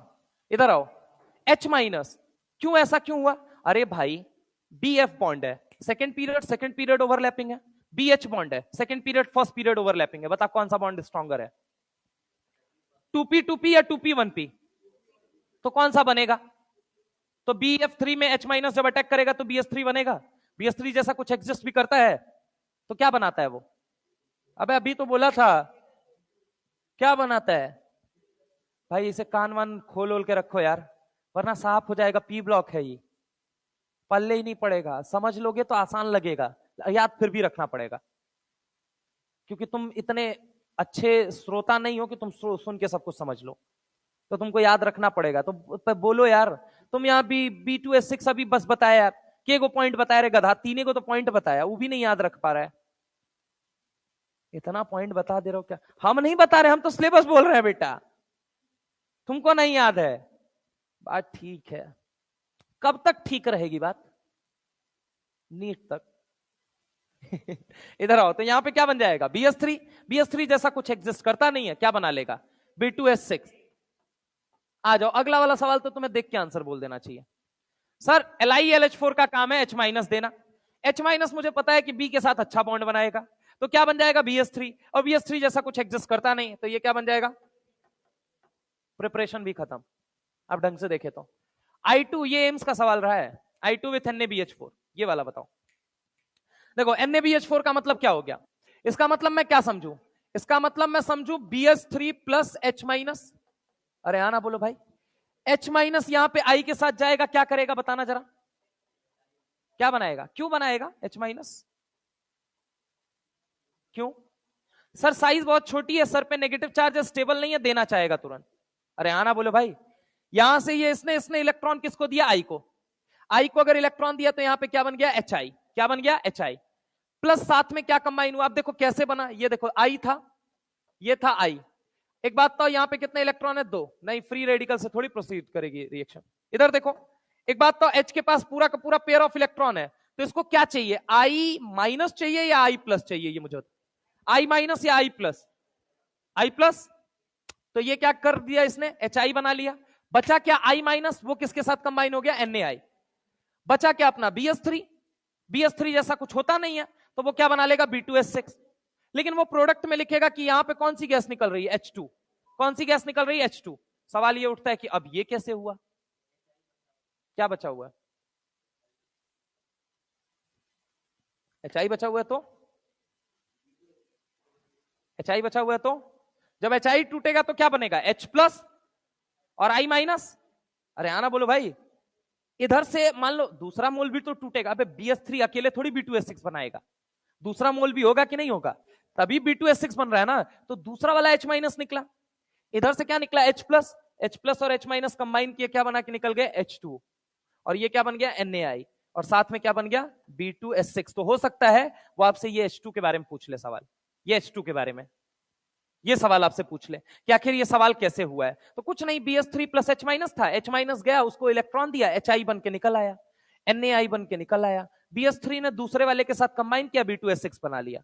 फिर अचानक से ऐसा क्या हो गया? तो HI था कुछ ट्रेसेस अमाउंट में, ये H+ बन के टूटेगा, क्योंकि तगड़ा एसिड है, तगड़े एसिड का काम क्या है दुनिया में? H+ देना। अगर ये H+ देगा, बाजू में H- इंतजार कर रहा है, कंबाइन करेंगे, क्या बन के निकलेंगे? H2। क्या ये बात क्लियर है? ये बात थी इसके प्रिपरेशन और स्ट्रक्चर की। अब हम बात आ जाते हैं यूज, एंड देन बात आती है इंपॉर्टेंट रिएक्शन, और बस खत्म। क्लीवेज, क्लीवेज इंपॉर्टेंट, यूज और रिएक्शन, बस इतनी ही बात है आपको। यही केवल और केवल आपको B2S6 में पढ़ना था। और ढंग से देखो तो तुमने पढ़ा कुछ भी नहीं है, तुमने केवल नॉर्मल पुरानी बातों का यूज किया है, थोड़ा सा बॉन्ड स्ट्रेंथ, थोड़ा सा रिड्यूसिंग एजेंट, बस। छापो इसको पहले, B2S6 छापो फटाफट।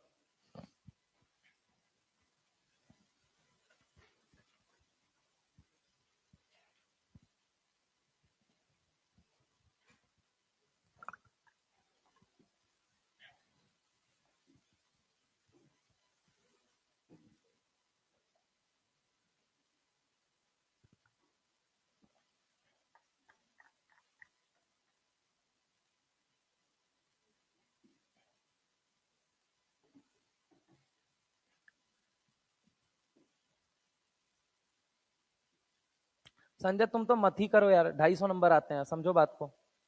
तुम तो मत ही करो, उस गोल में मत जाओ, समझ रहे हो? मार्च आ चुका है, अब नौटंकी मत करो। पूरा साल इसमें निकाल दिया है तुम लोगों ने, और तुमको भी पता है औकात कहाँ पे खड़े हो अभी इस टाइम पे। 2 महीने बचे हुए एग्जाम के लिए। एंड स्टिल वही कर रहा है तू। उन दोनों में से कोई नहीं साथ आके वो करने वाला, 2 साल बाद मिल लेना। फेसबुक पे ढूंढोगे, मैसेज करोगे, रिप्लाई भी नहीं मिलेगा। कुत्ता बना के छोड़ देंगे जीवन के अंदर, खुद तो कहीं घूमेंगे ही किसी गली में। एक्टिंग ना कर रहे हैं कहां पे, नोट्स ना लिखने की। अरे भाई तुम इतने बड़े ज्ञाता थोड़ी हो। नंबर आते हैं 250-300 नंबर आते हैं और ज्ञाता बन रहे हो, अच्छा 600 वाले की तरह बिहेव कर रहे हो। एक भाई साहब को फिजिक्स छोड़ के ढंग से पेपर नहीं सॉल्व करने आता है, अब वो बगल वाले को देख देख के मुस्कुरा रहा है। लेके जाओ ना, किनारे लेके जाओ, अकेले कोने में बैठा के शकल देखना और मुस्कुराना, जीवन भर उन्हीं की शकल देख के फिर मुस्कुराना, क्योंकि ना तो मेडिकल कॉलेज की सूरत देखने को मिलेगी। कैसे रबिश लोग हैं यार, बताओ। मतलब 2 महीना एग्जाम को बचा हुआ है, सीरियस होके किनारे रहना चाहिए, अपना किनारे जाके अपना कंटेंट जल्दी जल्दी कवर अप करना चाहिए, तो ये लोग क्या बोले।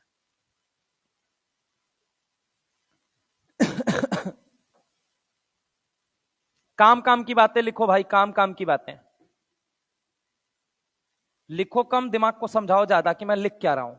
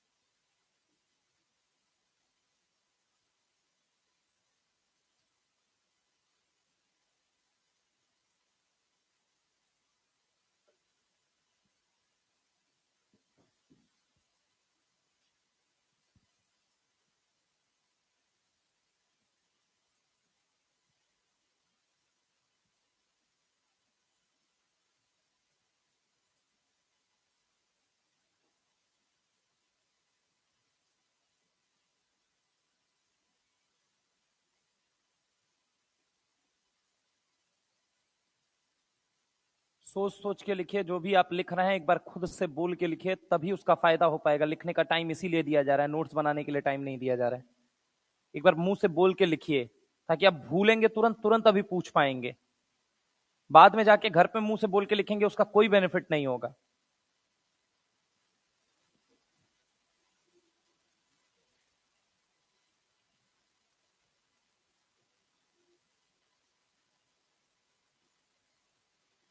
उसको मल्टीपल टाइम देखिए, बार बार देखो, उधर देखो, नहीं इधर मत देखो, उधर देखो, कॉपी है।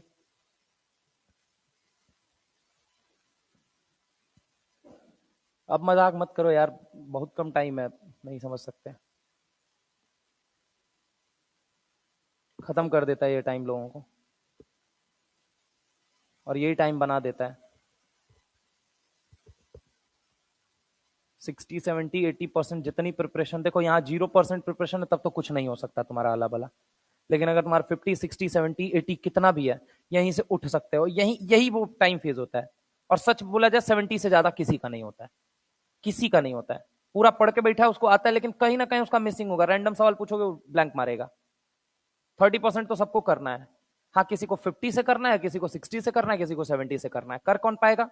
जो डरेगा नहीं, जो लगातार लगा रहेगा। टाइम बहुत कम है, बहुत कम है। ब्रीदिंग स्पेस नहीं है तुम्हारे पास, एकदम नहीं है।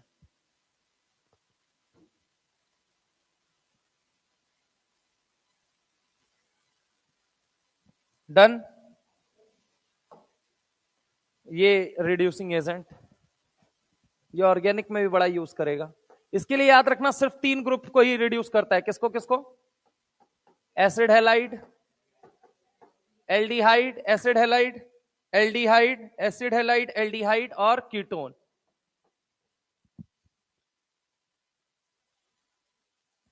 एसिड हैलाइड, एल्डिहाइड और कीटोन।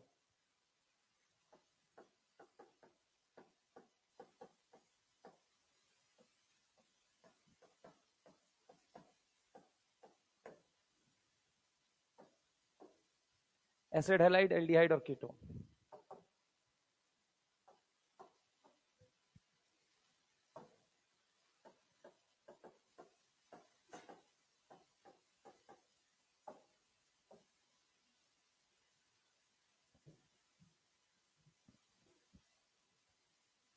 एसिड हैलाइड, एल्डिहाइड और कीटोन ओनली। ये ऑर्गेनिक की बात है भाई, लेकिन है इंपॉर्टेंट। ठीक है, ये लिख लेना, जल्दी टूटेगा, ज्यादा H माइनस देगा।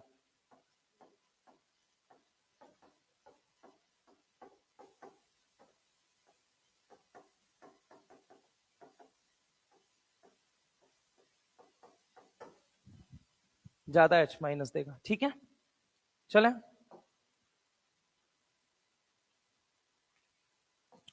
आ जाओ प्रिपरेशन में। प्रिपरेशन भी खुद से सोच के लिखो एक बार, खुद से कि क्या क्या हुआ है, एक बार बस अपने मुंह से बोलते हुए जाओ कि हाँ ये हुआ है, ऐसे ऐसे बना है प्रोडक्ट। मुंह से बोलो एक बारी लिखते वक्त अपनी कॉपी में। हाँ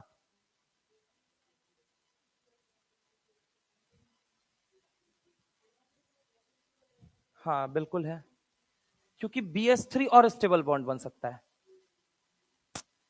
bond formation is more exothermic phenomena, तो ज्यादा बॉन्ड टूटेगा, ज्यादा बॉन्ड बनेगा, एनर्जी ज्यादा निकलेगी। और B2S6 स्टेबल कंपाउंड बन रहा है ओवरऑल। मॉलिक्यूल जो स्टेबल मॉलिकुलर स्पीसीज बन रही है, यह स्टेबल कंपाउंड बन रहा है। डेट इज वाई वहां पे BH4 माइनस बनेगा तो एक ही बॉन्ड बनेगा। लेट सपोज आप BH4 माइनस बनाओ, कितना बॉन्ड बनेगा? 4 टोटल, 3 हाइड्रोजन। या फिर आप एक कह रहे हो कि BF3H बनना चाहिए सर, बना लो, एक बॉन्ड बनेगा। 4 बनाओगे तो और ज्यादा, 6 बनाओगे तो और ज्यादा एनर्जी निकलेगी। तो आप चूज कर लो क्या बनाना है आपको।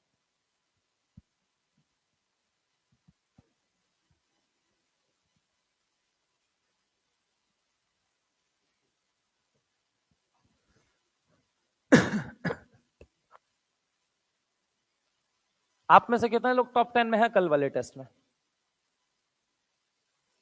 कितना नंबर कल वाला जो हुआ था? हाँ कितना? कहां लटक गए भाई? हैं? आ गया है मौसम। कितना रैंक गई? कितना रैंक? 28 या 22? 22 आई है ना? सोचो कितनी बार AIR1 पे बैठे थे क्लास में अपने। इस समय कहा? सोचो यहां में 22 है, और वहां यहां में पता है टोटल डेटा कितना था? 1000 समथिंग के करीब डेटा था टोटल। वो तुम्हारे ही बैच का आई थिंक बस वो हुआ है। कितने बच्चों में टोटल ओवरऑल आया है रिजल्ट तुम लोगों का? हाँ 400 में ना, 400 में 22वां नंबर।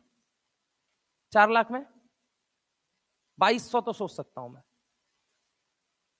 4 लाख तो क्रीमी अच्छा बच्चा होता है यार, है ना? 2200 में सोच सकता हूँ, कम बोला है, समझ लो। ऐसा मतलब नहीं, मैं ये नहीं कह रहा हूँ सिलेक्शन नहीं, अभी भी राह दिखा रहा हूँ। 2200 पे तो मेडिकल कॉलेज मिल ही जाएगा बेटा, लेकिन तुमको अच्छा मिल सकता था। द पॉइंट इज दैट दोस्ती यारी सोशल मीडिया सब कुछ तोड़ के किनारे बैठ जाओ चुपचाप से। अभी उस दिन बैच नंबर उनको भी समझाया 5 वालों को, किनारे बैठ के सोशल मीडिया सबसे पहले बंद कर लो, उधर एकदम किनारे बैठ जाओ। अब पकड़ लो एक एक मास्टर के साथ, अपना एक एक चीज लगातार क्लियर कर लो, सारी चीजें। हॉस्टल से जितनी जल्दी बेड छोड़ के भाग के अगर किनारे बैठ जाओगे, उतनी ही जल्दी फायदे में रहोगे। किसी को मत बताओ कहां जा रहे हो, कहां नहीं जा रहे हो, कहीं किसी को नहीं पता लगना चाहिए, बस किनारे बस बैठे हुए हम किसी कोने में। कितना नंबर आया? हाँ 453। देखो, और किसी का 600 के ऊपर वाला कौन है इस क्लास में? कितना नंबर है? हाँ 600? बढ़ा थोड़ा। अरे इनको नहीं देखा है, छोड़ेगा नहीं वो किसी को, किसी को नहीं छोड़ेगा तुम में से, याद रख लेना। इधर प्रियांशु बैठा हुआ है, उधर आर्यन बैठा हुआ है, ले तो जा रहे हैं, 2 सीटें तो ऐसी पक्की हो गई हैं। अब वो जा रहे हैं तो वो तुम्हारे ही कंपटीशन को काटेंगे, उनको काटो जल्दी। तो अपनी लकीर, उनकी लकीर छोटी करने की मत सोचने लग जाना, अपनी थाली और अपनी लकीर को बड़ा करो। कितना नंबर? हाँ बहुत बढ़िया बेटा। वो सबके बैचवन वालों, एक समय पे देख रहे हो, ये लोग नीट में भी अच्छा करके आए थे, पिछले साल भी पढ़े हैं ये लोग, उससे पिछले साल भी पढ़े हैं, समझ रहे हो। फिर ये नौबत है, उस प्रेशर में कहां गेम चुकेगा ना, किसी को पता नहीं चलेगा।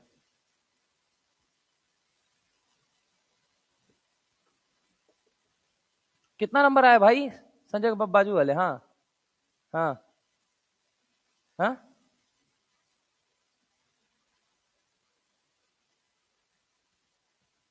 हाँ संजय, कितना तुम्हारा? 390, एक ही सर तय होगा। हाँ बोलो, नंबर बताओ, नंबर बताओगे हम फोन खोल के बोल। हाँ कितना नंबर भाई? समझ रहे हो,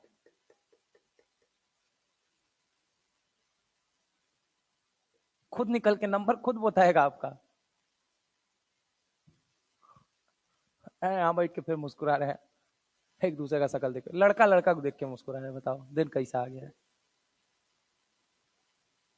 संजय अपने बाजू वाले को देख के मुस्कुरा रहा है, कभी डिंपल को देख के मुस्कुराता है, कभी उसको देख के मुस्कुराता है। अब डिंपल सोच रहा है कहीं नंबर हमारा ना पूछ लिया जाए।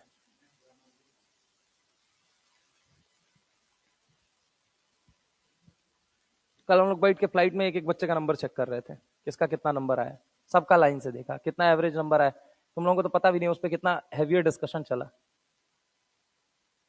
एपी सर का सीधा मैसेज आ गया, why the average marks in physics and chemistry is low. I just want 30 student जिनका मुझे फिगर आउट करके दीजिए, 5 प्रॉब्लम, क्या प्रॉब्लम है, किन किन सवालों में प्रॉब्लम है। तो बहुत तगड़ा रैंक आज मैं तुमको डिक्लेयर कर दे रहा हूँ, मतलब इंटरनली ये हम लोगों का है, टॉप 10 में एक रैंक बहुत अच्छा हम लोग महाराष्ट्र से दे रहे हैं। महाराष्ट्र वो अच्छा, मतलब उसका बहुत अच्छी जगह हो चुका है, मैं अभी ओपन कर दे रहा हूँ। मतलब ऐसा हुआ है कि उस बच्चे का, कि वो बहुत पहले से ही था वेदांतु में, ऐसा नहीं है कि वो 7th 8th से ही था। उसका क्या था, कैम्ब्रिज में मतलब हो चुका है उसका, उसको सिर्फ इसलिए बिठा दिया गया, देखो तुमको बहुत बढ़िया पढ़ाया है सारे टीचर्स ने, सारे मतलब लोगों ने बहुत वो किया है, तुम एक बार वेदांतु को रैंक देके जाओ। अभी जेई मेंस भी उसने दिया था, अच्छे परसेंटाइल लेके आया, 99 पॉइंट समथिंग लेके आया। कैम्ब्रिज हो चुका है इंडिया में, बस केवल इसलिए रुका है, नीट देगा, नीट देने के बाद चला जाएगा वो। और वो नॉर्मल प्रोडक्ट रहा है उसका, वीडियो वगैरह, मतलब वो एक्चुअल में जो उत्सव हो रहा था उसमें सारी चीजें आई हुई थी कि हाँ मतलब कौन से सेंटर का क्या है। तो हर एक सेंटर के लाइमलाइट में है। पटना मतलब एक्स्ट्रा लाइमलाइट में, क्योंकि पटना से बहुत सारे बच्चे हैं, बहुत सारे बच्चे हैं। सिलेक्शन तो बहुत सारा है, सिलेक्शन हमारे पास बहुत सारा है, मतलब जो हमारा रेशियो है एडमिशन का ना, उस रेशियो में, एडमिशन के रेशियो में, मतलब इतना तगड़ा सिलेक्शन रेशियो है ना, पूरा एंटायर मतलब 10% से ऊपर हम लोग जाएंगे। मतलब अगर हमारे पास ना पर बैच अगर बच्चा है 500 ना, तो 500 अगर हमारे पास 2 बैच मिला के या 3 बैच मिला के हमारे पास 500 बच्चा है ना, तो उसमें 50 बच्चा हमारे पास ये 100% मेडिकल कॉलेज जाएगा ही जाएगा। बहुत तगड़ा रेशियो है इस बार। लेकिन एक चीज और है कि उसमें टॉप में, तो टॉप में बहुत कम लोगों से एक्सपेक्टेशन है, लेकिन इस सेंटर से भी कम से कम 12 या 13 लड़कों से उम्मीदें हैं, लड़के लड़कियां दोनों से मिला के, कि जो टॉप रैंक्स में है।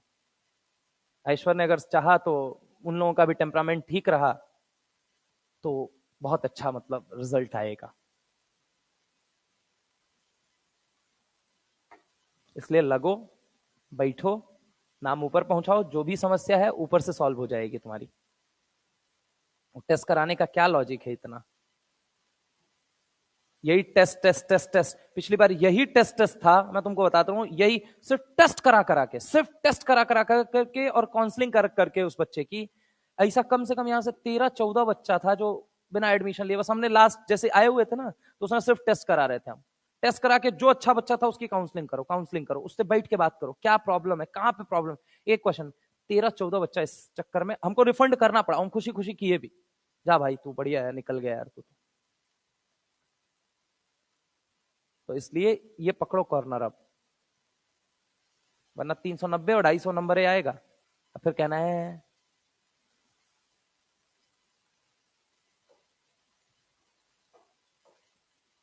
ये B2S6 is better fuel hence used in rocket का है,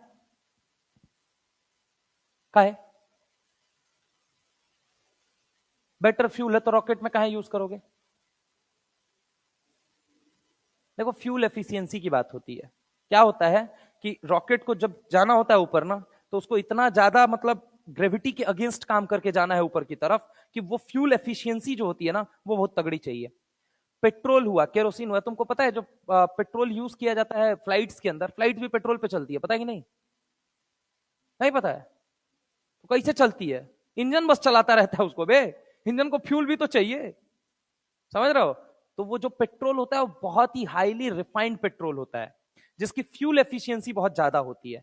तो B2S6 जो है ये मतलब C2S6 है ना, C2S6 भी एक फ्यूल है, क्योंकि अल्केन जितने अल्केन है सब पेट्रोलियम प्रोडक्ट है, उसी की तरह ये भी एक फ्यूल है। लेकिन यहां पे क्या होता है, फ्यूल एफिशिएंसी ज्यादा आती है। जैसे मान लो 1 लीटर आप पेट्रोल लीजिए, 1 लीटर आप B2S6 ले लीजिए, वैसे लीटर में तो आएगा नहीं, गैस है ये, ठीक है।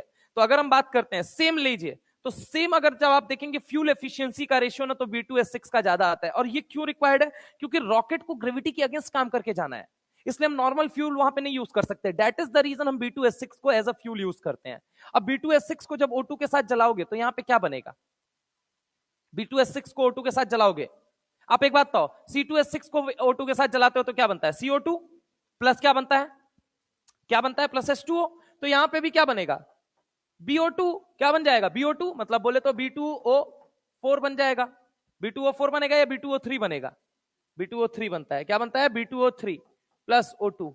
यहां पे चेक कर लेना। BO2 मतलब मेन इंपॉर्टेंट ये है कि आपको ये पता होना चाहिए, ये पूछेगा कोई नहीं, बस मैं ये बता रहा हूं जब इनका कंबस्टन करवाओगे तो यहां पे भी क्या होगा, यहां पे ये फ्यूल की तरह काम करता है, और इनफैक्ट पेट्रोल से अच्छे फ्यूल की तरह काम करता है। क्यों? क्योंकि इसकी फ्यूल एफिशिएंसी हाई है। बस इतनी बात आपको याद रखनी है यूज के अंदर। अब हम आ जाते हैं किसके अंदर? अब हम आ जाते हैं इसके अंदर, क्लीवेज के अंदर।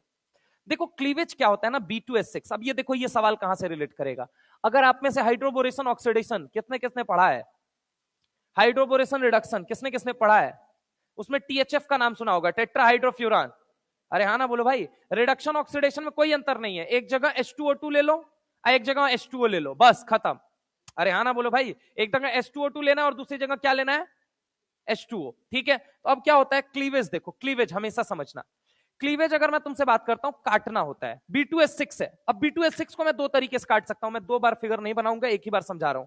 पहला मैं काट सकता हूं, या तो मैं इनको ऐसे काट दूं, BH4 माइनस अलग कर दूं, BH2 पॉजिटिव अलग कर दूं, या तो मेरे पास दूसरा तरीका क्या है कि मैं इसको सिमेट्रिकली काटूं। दो तरह का क्लीवेज है, सिमेट्रिकल, अनसिमेट्रिकल। कैसा है? सिमेट्रिकल और अनसिमेट्रिकल। अब जैसे कि वहां पे भी THF लिया जाता था, क्यों लिया जाता था? क्लीव करने के लिए लिया गया है, समझ रहा हूं मेरी बात को, ताकि क्लीव किया जा सके। तो देखो क्लीव दो तरीके से होगा, या तो BH2 पॉजिटिव बने, BH4 नेगेटिव। ये सिमेट्रिकल है या अनसिमेट्रिकल है? अब मान लो कोई तलवार लेके आए और इसको यहां से काट दे, तो BH3 प्लस BH3 इधर भी, अरे बनेगा या नहीं बनेगा? ये कैसा क्लीवेज है? तो क्लीवेज हमेशा कितने तरह का होता है? दो। क्लीवेज हमेशा कितने तरह का होता है? दो। क्लीवेज कितने तरह का होता है भाई? दो। पहला कौन सा होता है? सिमेट्रिकल। पहला कौन सा क्लीवेज होता है? सिमेट्रिकल। और एक कौन सा क्लीवेज होता है? अनसिमेट्रिकल। अब हमको कैसे पता चलेगा कहां सिमेट्रिकल कहां अनसिमेट्रिकल? सबसे बड़ी बात, तो अगर आपको याद रखिएगा, अगर मैं आपसे बात करता हूं, यहां पे ढंग से देखना, अगर मान लो आपको क्या दे देता है, नॉर्मल वो दे देता है, बेस दे देता है, जैसे THF उसने दे दिया, तो THF क्या है? टेट्राहाइड्रोफ्यूरान। वो क्या कर रहा है? सिमेट्रिकल क्लीवेज कर रहा है। क्या कर रहा है? Symmetrical cleavage. अब इसका काम कहां आएगा? इसका काम आएगा यहां पे। यहां पे जब आप रिएक्शन करवाएंगे तो यहां पे इसका काम आएगा। आप अगर देखेंगे B2S6 का NH3 के साथ रिएक्शन करवाएंगे, बताइए क्या बनेगा? एनसीईआरटी नहीं लाया हो ना? चेक करो क्या बनेगा, चेक करो। B2S6 प्लस NH3 क्या बनेगा? क्या भाई, एनसीईआरटी भी नहीं लाया हो? फोन में खोलो, देख लोगे तो पाप नहीं लगेगा, वो पुण्य ही देंगी आपको। B2S6, आधे लोग सोच रहे हैं लिखा कहां है, 11th में या 12th में?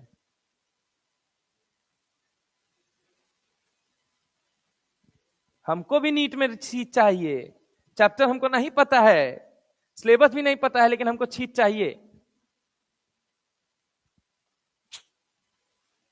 क्या बताएं सर, भारत में मेडिकल कॉलेज में सीटें इतनी कम है ना, वरना सिलेक्शन तो हमारा हो ही जाता। बेटा सीटें बहुत है, बैठने का तरीका पता करो। हाँ, क्या बनाएगा, क्या बनाएगा NH3 लो टेम्परेचर के साथ?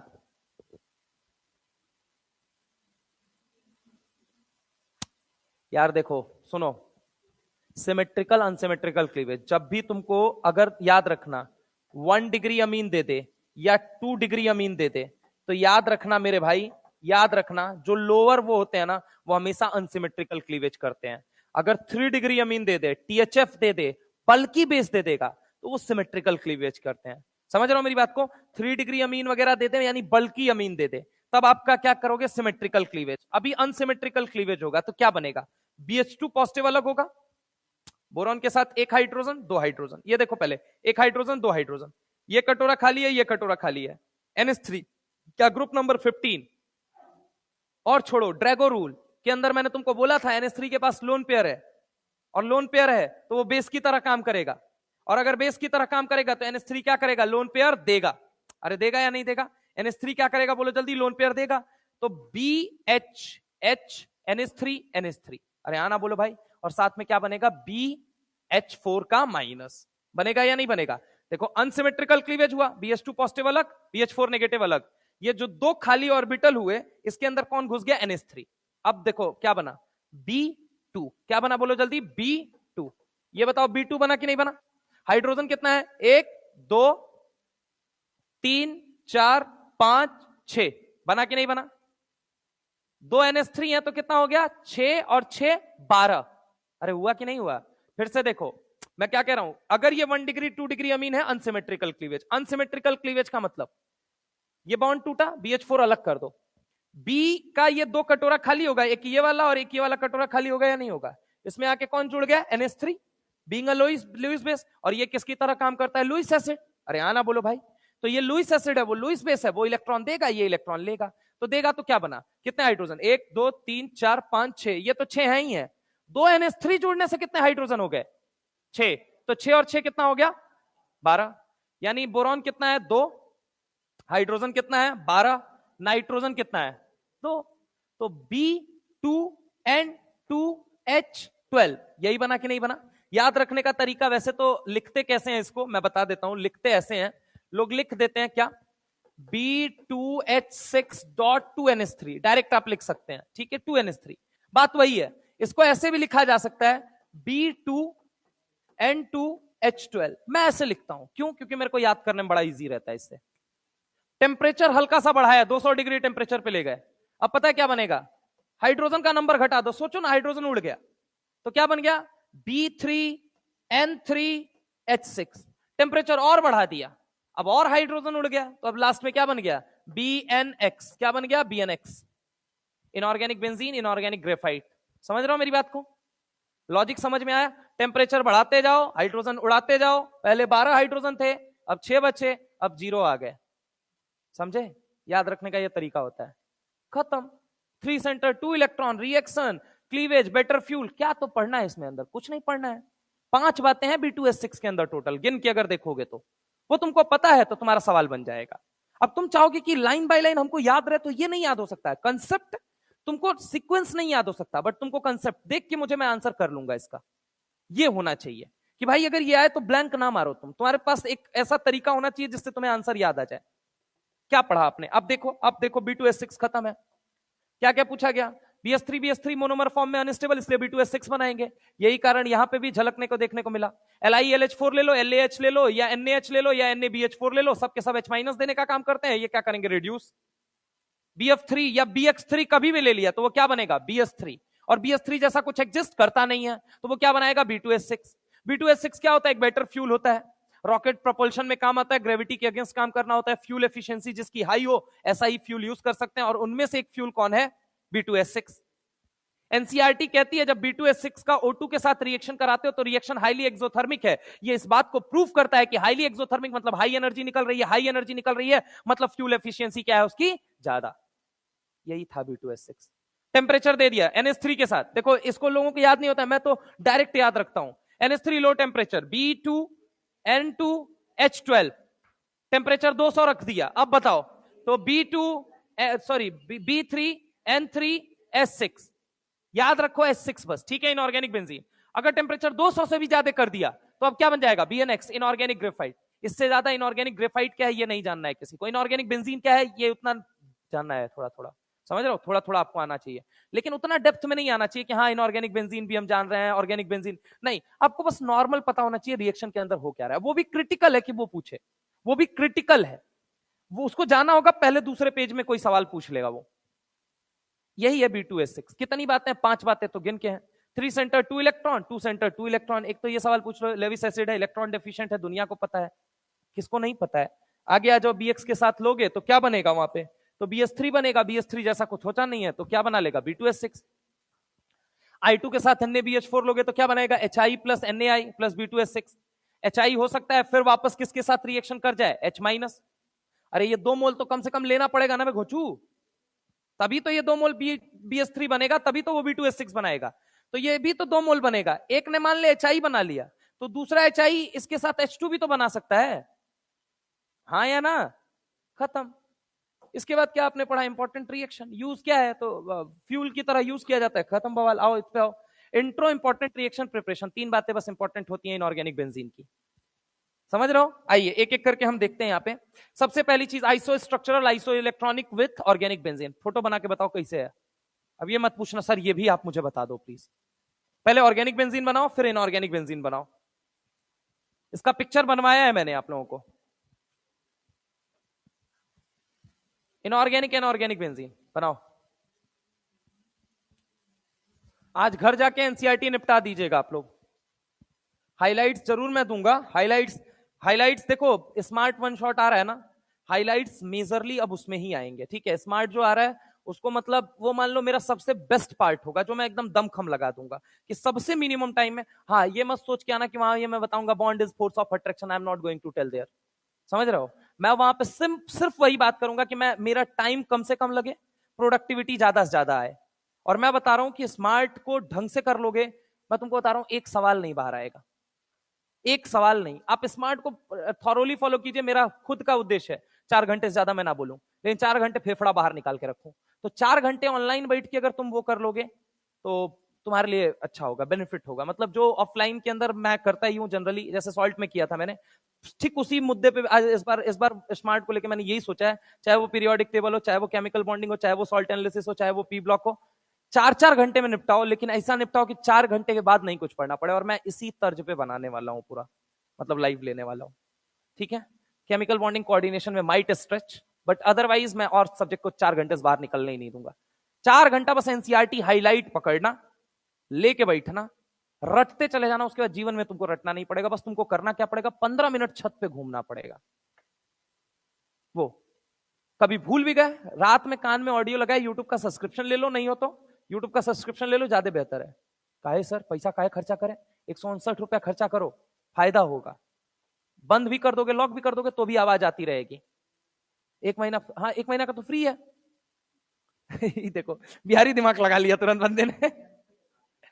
फिर कहेगा कैंसिल, नहीं 2 महीना के लिए दे दो यार, क्योंकि तुम वीडियो देखोगे तुम डिस्ट्रैक्ट होगे, ये भी मैं तुमको बता रहा हूं। तुम वीडियो देखोगे, नीचे एक और लाइव चलेगा, फिर उसके नीचे एक और चलेगा, फिर उसके नीचे एक और चलेगा। तुम क्या करोगे, तुम हर एक करके मैं चेक कर लेता हूं। तो एक काम करो, चेक कर लो पहले, ठीक है। अभी तक तो चेक कर लिया, अब वापस एक बार चेक करो बेटा, 2 महीने और चेक करो ना कि कौन वन शॉट अच्छा पढ़ा रहा है। कहां मुझे मजा आ रहा है ना। मंजिल में जिसको डिटेल जाना है कि डिटेल बता दो एकदम प्रिसाइजली, किससे बाहर निकलना ही नहीं है, वो मंजिल जाए। जो एकदम सन्नाटे पे है, जिसको कुछ आता है, पढ़ रखा है जिसने, जिसको ये है कि हाँ एक बार रिवाइज कराओगे तो सब याद आ जाएगा, तो हाँ, जिसको मतलब गाली भी सुनने का ज्यादा शौक है, वो स्मार्ट में आना, ठीक है। क्योंकि वहां पे बात बात पे आएगी कि यहाँ पे बोला गया है ये बात।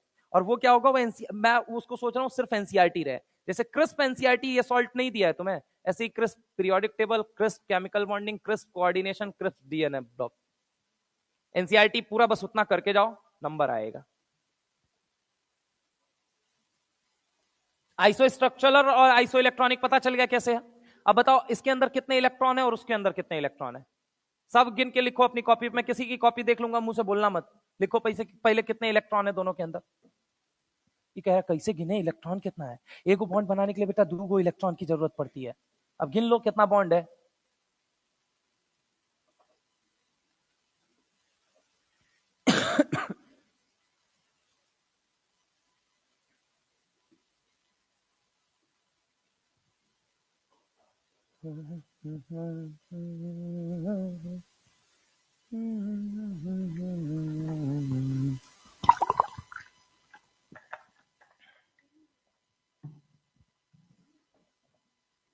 दिखाओ लिख के कितना। फक तो बड़ा ब्लंडर कैसे हो रहा है भाई।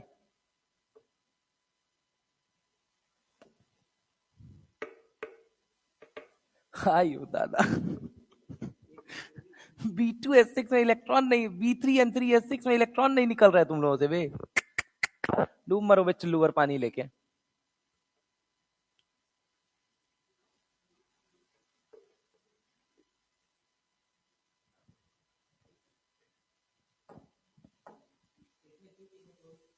हाँ तो सही है, मुख्यमंत्री आवास गया था कावे। तुमको तो अर्चना एक्सप्रेस से ले गए होंगे, नाम सुने होंगे डिंपल। सही है। बताओ। अरे यार बोरॉन है नाइट्रोजन है, बोरॉन है नाइट्रोजन है, बोरॉन है नाइट्रोजन। कितना बॉन्ड हो गया? 1 2 3 4 5 6, 6 दूना 12। अच्छे को हाइड्रोजन है, 6 दूना 12। कितना इलेक्ट्रॉन हो गया? 12 12 24। अंदर कितना बॉन्ड है? Double double double. उसमें भी तो ऐसा ही है, तो नंबर अलग अलग कहां से आ रहा है? 24 30 बोल रहा है ना एक जगह। अच्छा दोनों में 30, तब ठीक है। समझ रहे हो? 24 30 कहां से हो गया? दोनों में तो बराबर ही रहा। हम थोड़ा सा स्मार्ट बन लेते हैं, यस। इधर आओ। 30 30 तो समझ में आया। आइसो स्ट्रक्चरल आइसो इलेक्ट्रॉनिक, ये नॉर्मल सी बात है। अब ये जानबूझ के तुमसे करवाया क्योंकि ये कोई बताने वाली बात नहीं होती, ये तुमको पता होना चाहिए, पिक्चर आना चाहिए। ऑलरेडी करवा चुका हूं बैक बॉन्डिंग में ये बात। अब इधर आ जाइए। सिमिलरिटी क्या है? दोनों का रिजल्टेंट 0 होता है, दोनों एरोमेटिक हैं, दोनों आइसो स्ट्रक्चरल आइसो। डिससिमिलरिटी क्या है? React with both H2 and HCl। कौन रिएक्ट करता है? कौन सा? Inorganic benzene. बस यही डिफरेंस है और कोई डिफरेंस नहीं है। म्यू 0 है रिजल्टेंट, म्यू रिजल्टेंट 0। एरोमेटिक है, आइसो स्ट्रक्चरल आइसो इलेक्ट्रॉनिक है, एकदम सब कुछ सिमिलरिटी है। डिससिमिलरिटी यही है कि एक पानी के साथ रिएक्ट करता है और एक किसके साथ सॉरी पानी और HCl के साथ रिएक्ट करता है, दूसरा नहीं करता है। अब अगला सवाल यही बना लेगा यहां से, यही एनसीईआरटी में पॉइंट दिया गया है। तो इधर देखिए, अगर हम बात करें कि B3N3H2O के साथ ट्रीट किया गया तो कौन सी गैस निकलती है? NH3 और H2O। और जब हम इसको किसके साथ ट्रीट करते हैं? HCl। किसके साथ ट्रीट करते हैं? HCl। तो ये क्या बनाता है? B3N3H9Cl3। अब ये बात आती है कैसे बना, तो इसके लिए स्ट्रक्चर आपको पता होना चाहिए। आइए एक बात बताते हैं, एक बात मुझे बताइए, ढंग से देखिएगा, आराम से अभी आपको आ जाएगा।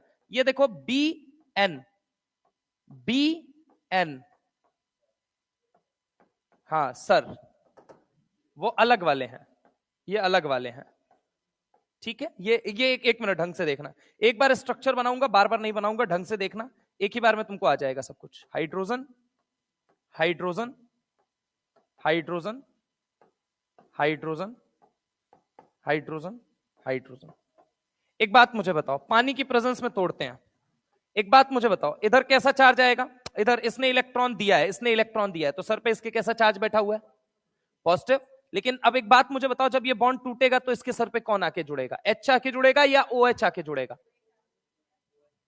अबे ये बॉन्ड टूटेगा, ये बॉन्ड अगर मान लो मैंने तोड़ा, तो ये इलेक्ट्रॉन किसकी तरफ आएगा? उसकी तरफ या इसकी तरफ? इसकी तरफ।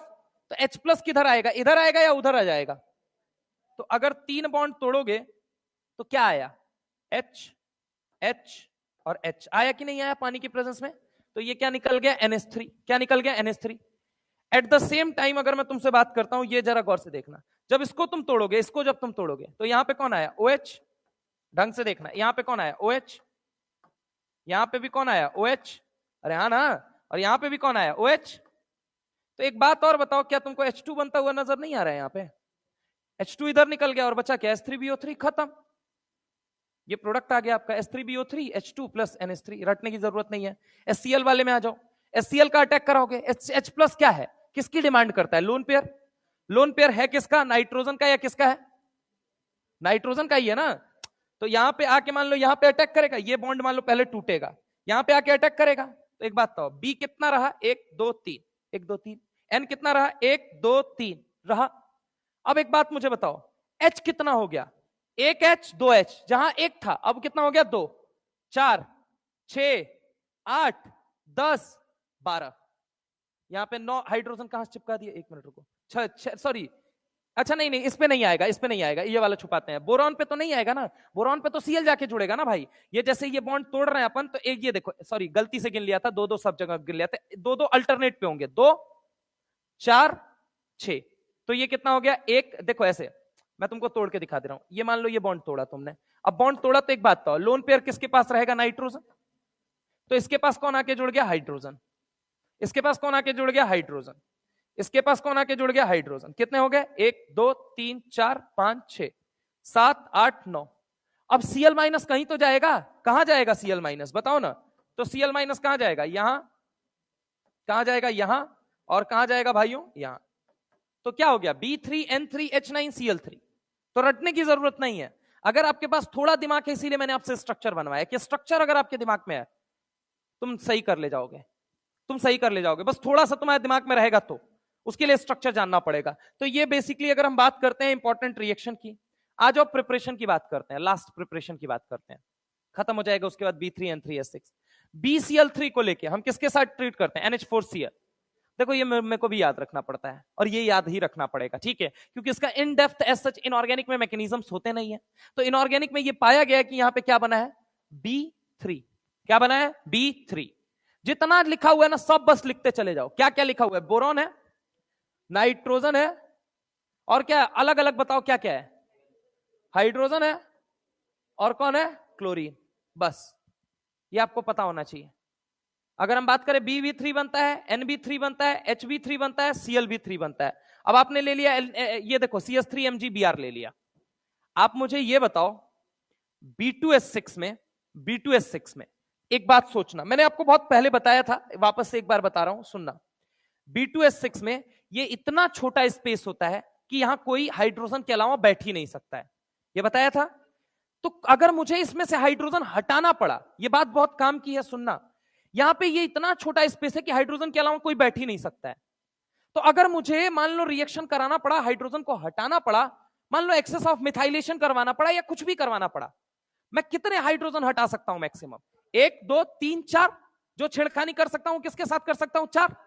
2 के साथ मैं कुछ छेड़खानी नहीं कर सकता। ये अपने दिमाग में पिक्चर है, तो अब जरा गौर से सुनना है, यहां पे ढंग से सुनना है। यहां पे मैं क्या तुमसे कहना चाहता हूं, मैं तुमसे ये कहना चाहता हूं भाई कि ये देखो B3N3H3, बता अगर हटाना है मुझे तो मैं किसको हटा सकता हूं, यहां पे अगर मुझे हटाना है इनमें से तो किसको मैं हटा सकता हूं, ये मुझे बताओ। बोरॉन को छू नहीं सकता, नाइट्रोजन को छू नहीं सकता, हाइड्रोजन को छू नहीं सकता, बचा कौन, क्लोरीन। कितना क्लोरीन हटा लूंगा, तो यहां पे क्या जुड़ जाएगा आके, B3N3H3CH3 का होल थ्राइस। इस बार जेईई मेंस में जैसे डाल दिया उसने सवाल, लोग एकदम कंफ्यूज कि CH3 RMGX ग्रिग्नार्ड रिएजेंट ये कहां से आ गया। अबे घोंचू नॉर्मल वो पूछ रहा है तेरे से, वो ये पूछना चाहता है कितने लोगों को हटा सकते हो, तो ये 3 Cl ही हटा सकते हो तुम।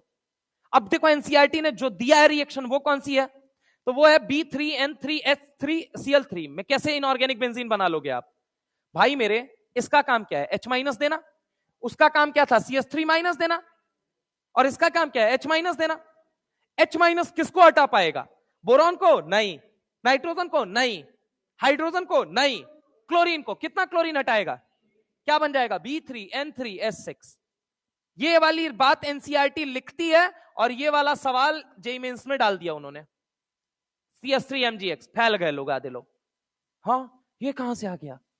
अबे कुछ नहीं है बेगोंचू, कोई भी न्यूक्लियोफाइल कोई भी एनायन दे, पकड़ बात को, वो लिविंग ग्रुप है, समझ बात को।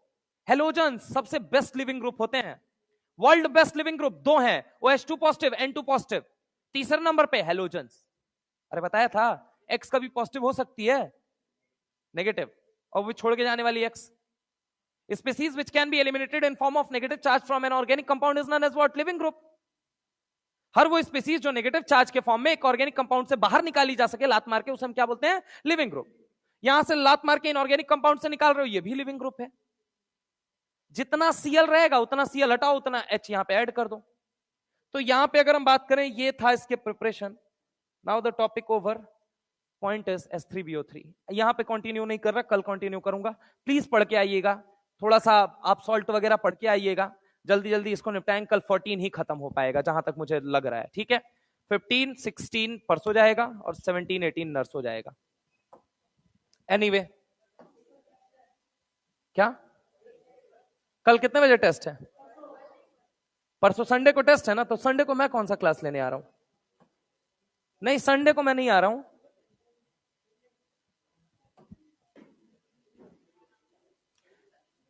ये देखो भाई, कंपाउंड्स ऑफ बोरॉन में मैंने क्या बोला, 4 बातें पढ़नी है अपने को। एक क्या पढ़ना है, B2S6।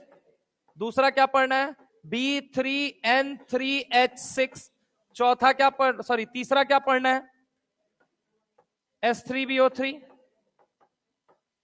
और चौथा क्या पढ़ना है, Na2B4O7.10H2O। ठीक है, चलिए, स्वस्थ रहिए, मस्त रहिए, जबरदस्त रहिए, पढ़ाई में व्यस्त रहिए।